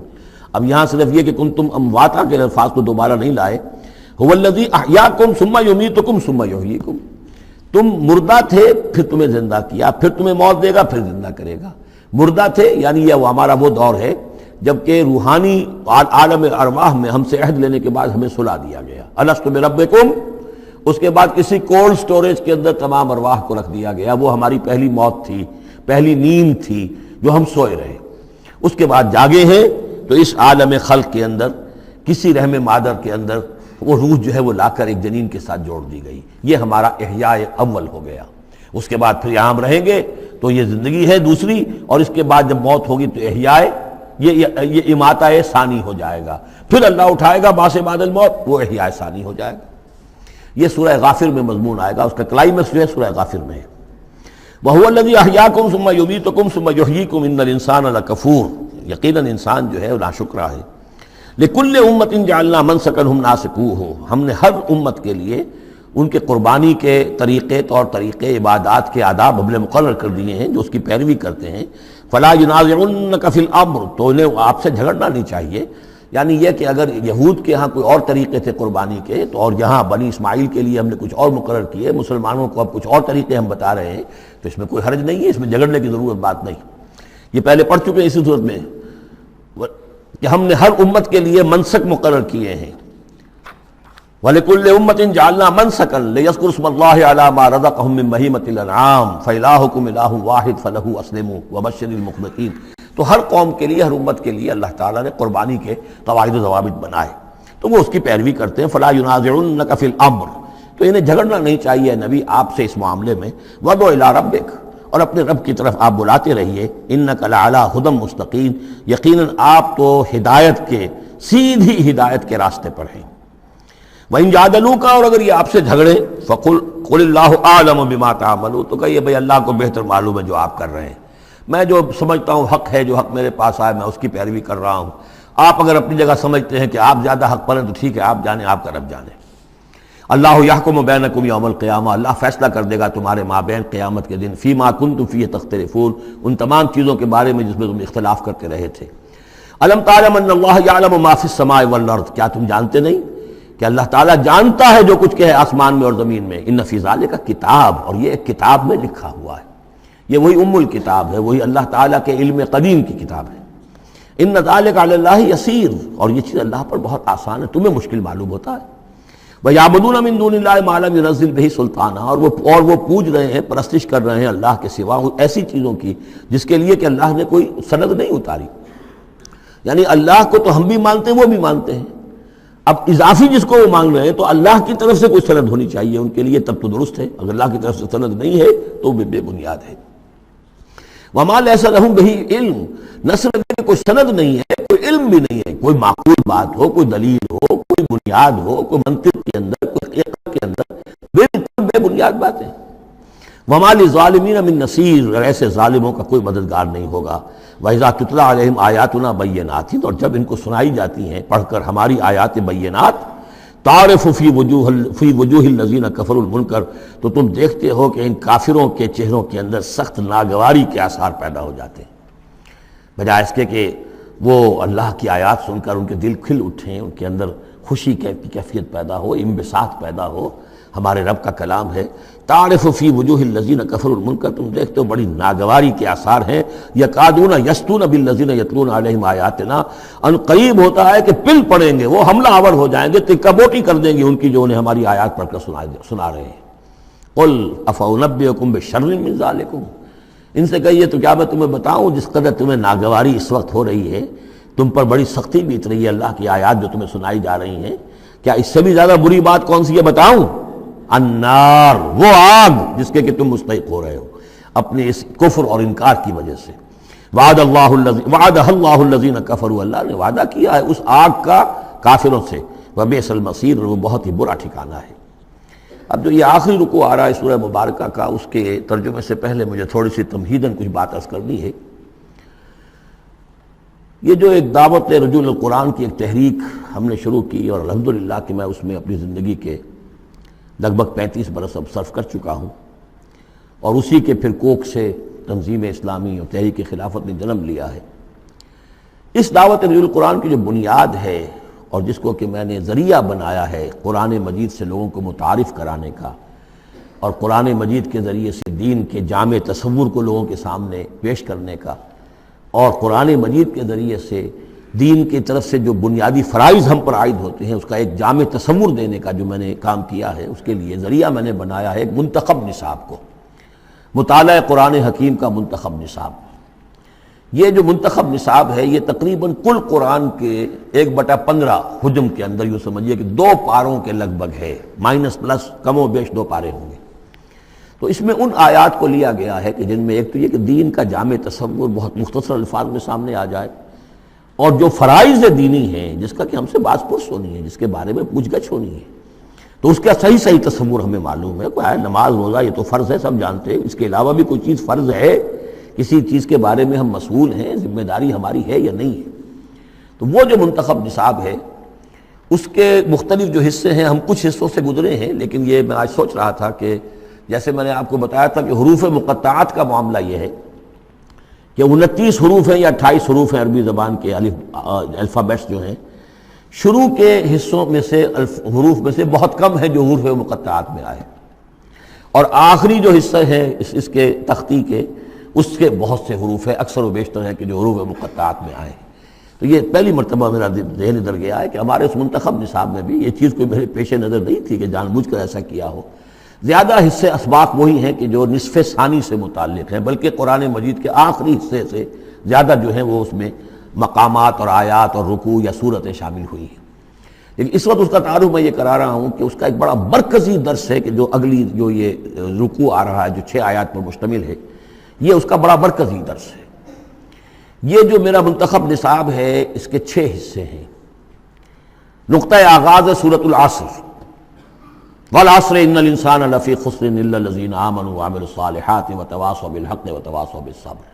مختصر ترین صورت، جامع ترین صورت، کہ انسان کی نجات کے یہ 4 لوازم ہیں: ایمان، عمل صالح، تواصی بالحق، تواصی بالصبر۔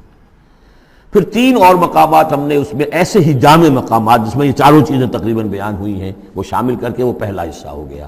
اس کا ایک درس ہم گزر چکے ہیں سورہ بقرہ میں، آیت البر، اس کا درس نمبر 2 ہے۔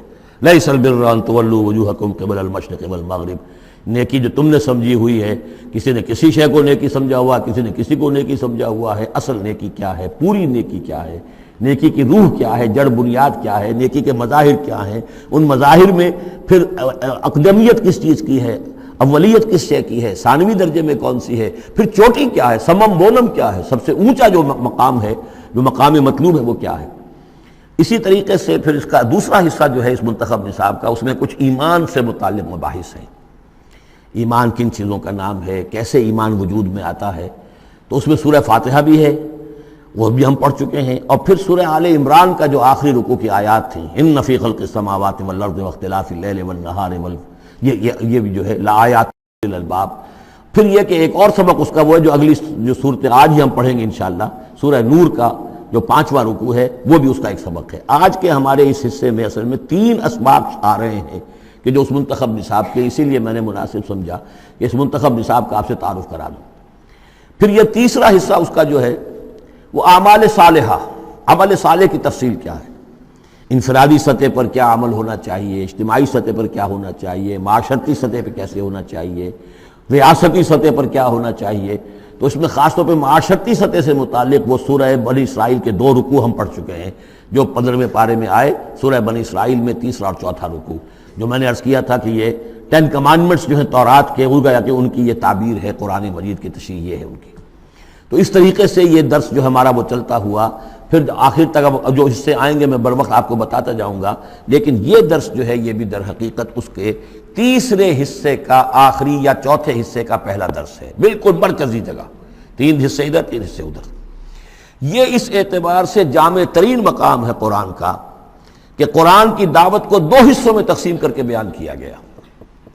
ایک قرآن کی دعوت عمومی ہے، ہر انسان، کل نوع بشر کے لیے، اس لیے کہ حضور کی بعثت تمام انسانوں کے لیے ہے، ہر انسان کسے باشد، چاہے شمال کا ہو، جنوب کا ہو، مشرق کا ہو، مغرب کا ہو، کالا ہو، گورا ہو، پیلا ہو، نیلا ہو، کوئی ہو، سب کے لیے کیا دعوت ہے قرآن کی، قرآن کیا کہتا ہے، کوئی ہے یا نہیں؟ پہلے درجے میں تو دعوت عمومی، الی کافۃ الناس۔ دوسرے درجے میں دعوت خصوصی، یہ کن کے لیے ہے؟ جو ماننے کا اعلان کرے۔ پہلی دعوت دعوت ایمان ہے، مانو اللہ کو، مانو رسول کو، مانو آخرت کو، مانو بعث بعد الموت کو، مانو جنت کو، مانو دوزخ کو، یہ ہے عام۔ جو یہ مانتے ہی نہیں، اب ان سے کوئی اور کلام نہیں، ان سے ہم کیسے کہیں گے نماز پڑھو اور روزہ رکھو؟ وہ اللہ کو نہیں مانتے، قرآن کو نہیں مانتے، نبی کو نہیں مانتے۔ تو دعوت ایمان ہے، دعوت عام قرآن مجید۔ اور پھر جو ایمان کا دعویٰ کریں، اب ان سے خطاب ہے کہ اب جگر تھام کے بیٹھو، میری باری آئی، جب تم نے مان لیا ہے تو ماننے کا یہ تقاضا پورا کرنا پڑے گا۔ اب وہ دعوت عمل ہوگی، یہ کرو اور یہ کرو اور یہ کرو اور یہ کرو۔ تو دعوت ایمان یہاں پر، اور پھر دعوت عمل، ان کو علیحدہ علیحدہ سے جو ہے اللہ تعالیٰ نے ان 6 آیات کے اندر بیان کر دیا۔ یا ایھا الناس، اب دیکھیے دعوت عمومی کا خطاب ہے، یا ایھا الناس، 4 آیتوں اس کے تابع ہیں، اور آخری 2 آیتوں میں پھر آئے گا یا ایھا الذین آمنوا، پھر وہ اہل ایمان سے جو ایمان کا دعویٰ کریں، مان لیں کہ ہاں ہم نے مانا۔ یا ایھا الناس ضرب مثل فاستمعوا لہ، ایک مثال بیان کی جاتی ہے، ذرا توجہ سے سنو۔ ان الذین تدعون من دون اللہ لن یخلقوا ذبابا ولو اجتمعوا لہ، یقیناً وہ معبود جنہیں تم پکار رہے ہو اللہ کے سوا، یہ بت تمہارے جو، چونکہ جو مخاطب اولین تھے وہ بت پرست تھے، لن یخلقوا ذبابا، یہ تو اس پر بھی قادر نہیں ہے کہ مکھی تک کو پیدا کر سکے، ولو اجتمعوا لہ، یہ جو کعبے میں رکھے ہوئے 360 کے 360 بت مل جل کر بھی ایک مکھی پیدا کرنا چاہے تو نہیں کر سکتے۔ سامنے کی بات تھی، تو صرف شعور دلانا تھا، جیسے حضرت ابراہیم نے بھی ان بتوں کو توڑ کے ذرا انہیں آمادہ کر دیا ایک دفعہ کہ وہ اپنے گریبانوں میں جھانکیں ضرور، ایک دفعہ حقیقت ان پر منکشف ہو گئی۔ اسی طرح یہ مثال دی جا رہی ہے، وَإِن يَسْلُبْهُمُ الذُّبَابُ شَيْئًا، اور یہ تو بات بہت دور کی ہے کہ وہ مکھی کو پیدا کرے، مکھی ان سے کوئی چیز چھین کر لے جائے، ان کے سامنے حلوے مانڈے رکھتے ہو، مکھیاں بھنبھناتی ہیں، وہ تو مکھیاں بھی اڑا نہیں سکتے۔ إِن يَسْلُبْهُمُ الذُّبَابُ شَيْئًا لَا يَسْتَنقِذُوهُ مِنْهُ، تو اسے واپس چھین نہیں سکتے، حاصل نہیں کر سکتے۔ ضعف الطالب والمطلوب، بہت کمزور ہے طالب بھی اور مطلوب بھی۔ یہ ان 3 الفاظ میں قرآن مجید کا توحید کا جو عملی لب لباب ہے وہ آ گیا ہے۔ انسان جو ہے، جو بھی کسی بھی درجے میں باشعور انسان ہے، اس کا کوئی نہ کوئی آئیڈیل ہے، آدرش ہے، کوئی نصب العین ہے جس کے لیے وہ بھاگ دوڑ کرتا ہے، محنت کرتا ہے دن رات۔ تو ظاہر بات ہے کہ وہ آئیڈیل گھٹیا ہوگا تو انسان بھی گھٹیا ہوگا، آئیڈیل اونچا ہوگا تو انسان بھی اونچا ہوگا. یہ دونوں چیزیں جو ہے کورسپونڈنگ جائیں گی. اگر آپ کا مقصود ہی پست ہے تو ظاہر بات ہے آپ کی اپنی شخصیت بھی بڑی پست ڈیولپ ہوگی. مقصود اونچا ہو، بلند. لیکن فرمایا ان کا تو جو مطلوب ہے وہ بھی ضعیف، تو طالب تو اور بھی ضعیف ہوئے.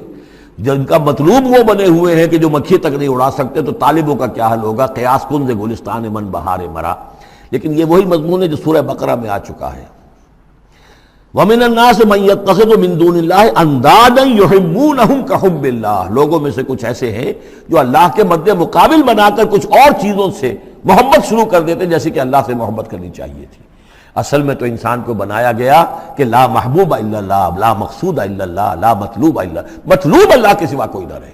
باقی ذرائع ہیں، زندہ رہنے کے لیے روٹی کھانی ہے، محنت کرنی ہے، ہل چلانا ہے، ذرائع ہے، مطلوب نہیں ہے. نہ کھیتی مطلوب ہے، نہ دکان مطلوب ہے، نہ پروفیشن مطلوب ہے، نہ ڈاکٹری، نہ انجینئرنگ، کوئی شے مطلوب نہیں. نہ دنیا مطلوب ہے، نہ اولاد مطلوب ہے. مطلوب صرف اللہ.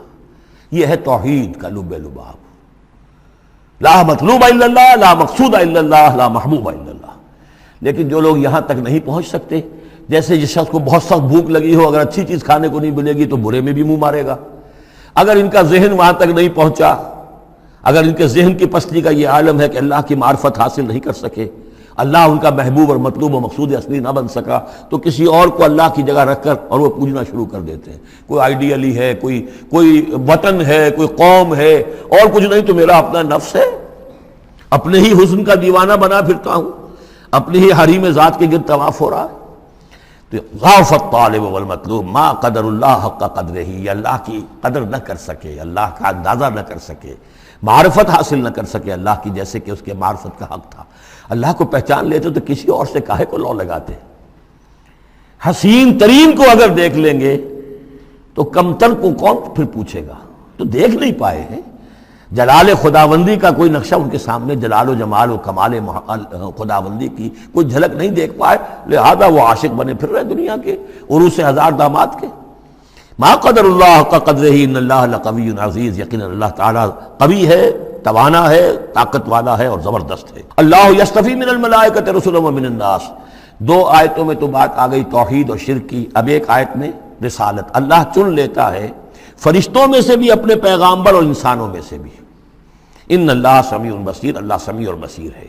ادھر سے چن لیا جبرائیل کو اور اپنی وحی دے دی، ادھر سے چن لیا محمد کو صلی اللہ علیہ وسلم اور جبریل سے کہا کہ محمد کو پہنچا دو، تاکہ محمد اپنے ابنائے نو کو، انسانوں کو لوگ پہنچا دیں. تو یہ گویا کہ دو لنکس ہیں، ایک فرشتہ رسول ملک، ایک رسول بشر جبرائیل اور محمد صلی اللہ علیہ وسلم. ان اللہ سمیع بصیر. اللہ تعالیٰ سب کچھ سننے والا اور دیکھنے والا ہے. یعلم ما بین ایدیہم وما خلفہم. وہ جانتا ہے جو کچھ ان کے سامنے ہے اور جو کچھ ان کے پیچھے ہے. وإلی اللہ ترجع الامور. اور پھر تمام معاملات اللہ ہی کی طرف لوٹا دیے جائیں گے. یہ آخرت آ گئی. توحید، رسالت، آخرت، یہ ہے ثلاثی، یہ امور ثلاثہ ہیں جن پر ایمان کی دعوت. اور یہ دعوت ہے یا ایھا الناس، اے بنی نوع آدم، اے انسانوں. اب بات ہے دوسرے مرحلے پر، جنہوں نے کہا اچھا جی ہم نے مانا اللہ کو، مانا رسول کو، مانا ہم نے آخرت کو، بعث بعد الموت کو، ہم تسلیم کرتے ہیں انا للہ و انا الیہ راجعون. تو اب ہے عمل کا مرحلہ. یا ایھا الذین آمنو، اے وہ لوگوں جو ایمان کا دعویٰ کر رہے ہو، اقرار کر رہے ہو. اب بات بدل گئی. اب دیکھیے فعل امر آ رہے ہیں. پہلے میں فعل امر کوئی تھا ہی نہیں، سوائے اس کے کہ ضربت مثلا فاستمعوا لہ، بس وہ ایک فعل امر آیا تھا، ذرا باتوجہ سے سنو، باقی کچھ نہیں. حقائق بیان کر دیے، توحید، رسالت، معاد. اب جو لوگ ان کو مانتے ہیں، یا ایھا الذین آمنوا ارکعوا واسجدوا واعبدوا ربکم وافعلوا الخیر لعلکم تفلحون. اے ایمان کے دعوے دارو، رکوع کرو، جھکو اللہ کے سامنے، واسجدوا اور جھکو، پروسٹریٹ بیفور ہم، کے سامنے سر سجود ہو جاؤ. وَاعْبُدُوا رَبَّكُمْ، اور اپنے رب کی بندگی، مکمل بندگی، ٹوٹل بندگی، اس کی پرستش نہیں، بندگی بھی. زندگی آمد برائے بندگی، زندگی بے بندگی شرمندگی. وَافْعَلُوا الْخَيْرَ، اور نیک کام کرو، بھلے کام کرو. اب بھلا کام کون سا رہ گیا؟ وَاعْبُدُوا میں تو سب کچھ آ گیا. بھلا کام کیا ہے؟ عبادت میں تو جو اللہ نے حکم دیا وہ ہم نے کر دیا، ہم نے بندگی کا حق ادا کر دیا. اب فعل خیر کیا ہے؟ وہ یہ ہے کہ خدمت خلق میں اپنے آپ کو لگا دو. اور خدمت خلق صرف یہ نہیں ہے کہ بھوکے کو کھانا کھلا دیا جائے، یہ بھی خدمت خلق ہے. سب سے بڑی خدمت خلق کیا ہے؟ ان کی آنکھ سنوارنے کی کوشش کرو. یہ سموچے جہنم کے اندر جا رہے ہیں، گویا کہ دعوت، ان کو بچاؤ. ان لوگوں کو اس حقائق سے خود بھی جن سے کہ تم آشنا ہو گئے ہو، جو حقائق تم پر منکشف ہو گئے ہیں، ان سے انہیں بھی روشناس کرو تاکہ ان کی عاقبت سنور جائے، ان کی بھی زندگی درست ہو جائے. لعلکم تفلحون، یہ کرو گے تو فلاح پاؤ گے. بہت اہم نکتہ ہے یہ. اے ایمان کے دعوے دارو، یہ نہ سمجھ بیٹھو بس ایمان لے آئے تو بس فلاح ہی فلاح ہے، اب کامیابی ہو گئی بس.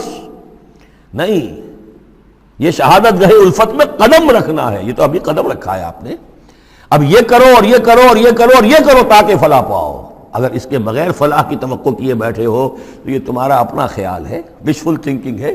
تلک امانیکم قل ہاتوا برہانکم ان کنتم صادقین، یہ تو پھر تمہاری اپنے من گھڑت خیالات ہیں. اور اس سے بھی اگلا حکم ہے وجاہدوا فی اللہ حق جہادہ، جہاد کرو پھر اللہ کے لیے جیسا کہ اس کے لیے جہاد کا حق ہے. جی نہیں، یہ سجدہ جو ہے صرف حضرت شافعی کے نزدیک ہے، امام شافعی کے. وجاہدوا فی اللہ حق جہادہ، اور جہاد کرو اللہ کے لیے جیسا کہ اس کے لیے جہاد کا حق ہے. هو اجتباکم، اس نے تمہیں چن لیا ہے. کیا مانی؟ اب نبوت محمد پر ختم ہو رہی ہے صلی اللہ علیہ وسلم. اب آئندہ جبریل کسی کے پاس وحی نہیں لائیں گے کہ پھر وہ وحی پہنچائے لوگوں کو. اب یہ کام یہ کہ وہی جو جبریل وحی لائے اور جو محمد نے تمہیں پہنچا دی، اب تمہیں پہنچا دی ہے پوری نوع انسانی کی طرف. یہ ہے تیسری لنک، هو اجتباکم. اپنے نصیب پر فخر کرو، اللہ نے تمہیں چن لیا ہے، سلیکٹ کر لیا ہے. یہ بالکل وہی مضمون اب آ گیا جو سورہ بقرہ میں آیا تھا، وَكَذَلِكَ جَعَلْنَاكُمْ أُمَّةً وَسَطًا لِتَكُونُوا شُهَدَاءَ عَلَى النَّاسِ وَيَكُونَ الرَّسُولُ عَلَيْكُمْ شَهِيدًا. وہی مضمون آ رہا ہے، هُوَ اجْتَبَاكُمْ وَمَا جَعَلَ عَلَيْكُمْ فِي الدِّينِ مِنْ حَرَجٍ، اور تمہارے لیے تو ہم نے دین کے اندر کوئی تنگی رکھی ہی نہیں. ملت ابیکم ابراہیم، یہ تمہارے جد ابراہیم ہی کی ملت ہے.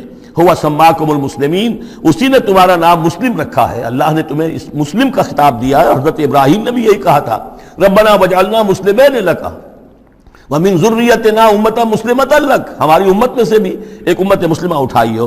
من قبل وفی ھذا، اس سے پہلے بھی اور اس میں بھی. لیکون الرسول شہیدا علیکم وتکونوا شہداء علی الناس، وہی مضمون جو سورہ بقرہ میں تھا، وکذالک جعلناکم امة وسطا لتکونوا شہداء علی الناس ویکون الرسول علیکم شہیدا. فرق کیا ہے؟ وہاں پہلے امت کا ذکر ہے پھر رسول کا ذکر، یہاں پہلے رسول کا ذکر ہے پھر امت کا ذکر. لِيَكُونَ الرَّسُولُ شَهِيدًا عَلَيْكُمْ وَتَكُونُوا شُهَدَاءَ عَلَى النَّاسِ فَأَقِيمُوا الصَّلَاةَ. بس اس کو اپنی پوری طرح سمجھنے کے بعد اب بسم اللہ کرو، قدم آگے بڑھاؤ. تو سب سے پہلے قدم کہاں بڑھاؤ گے؟ فَأَقِيمُوا الصَّلَاةَ وَآتُوا الزَّكَاةَ، نماز قائم کرو، زکوٰۃ ادا کرو. واعتصموا باللہ، اور اللہ کے ساتھ چمٹ جاؤ، اللہ کے دامن سے وابستہ ہو جاؤ. ہوا مولاکم، وہ تمہارا مولا ہے، مددگار ہے، پشت پناہ ہے، حمایتی ہے. فنعم المولا ونعم النصیر، کیا ہی اچھا ہے حمایتی اور کیا ہی اچھا ہے مددگار.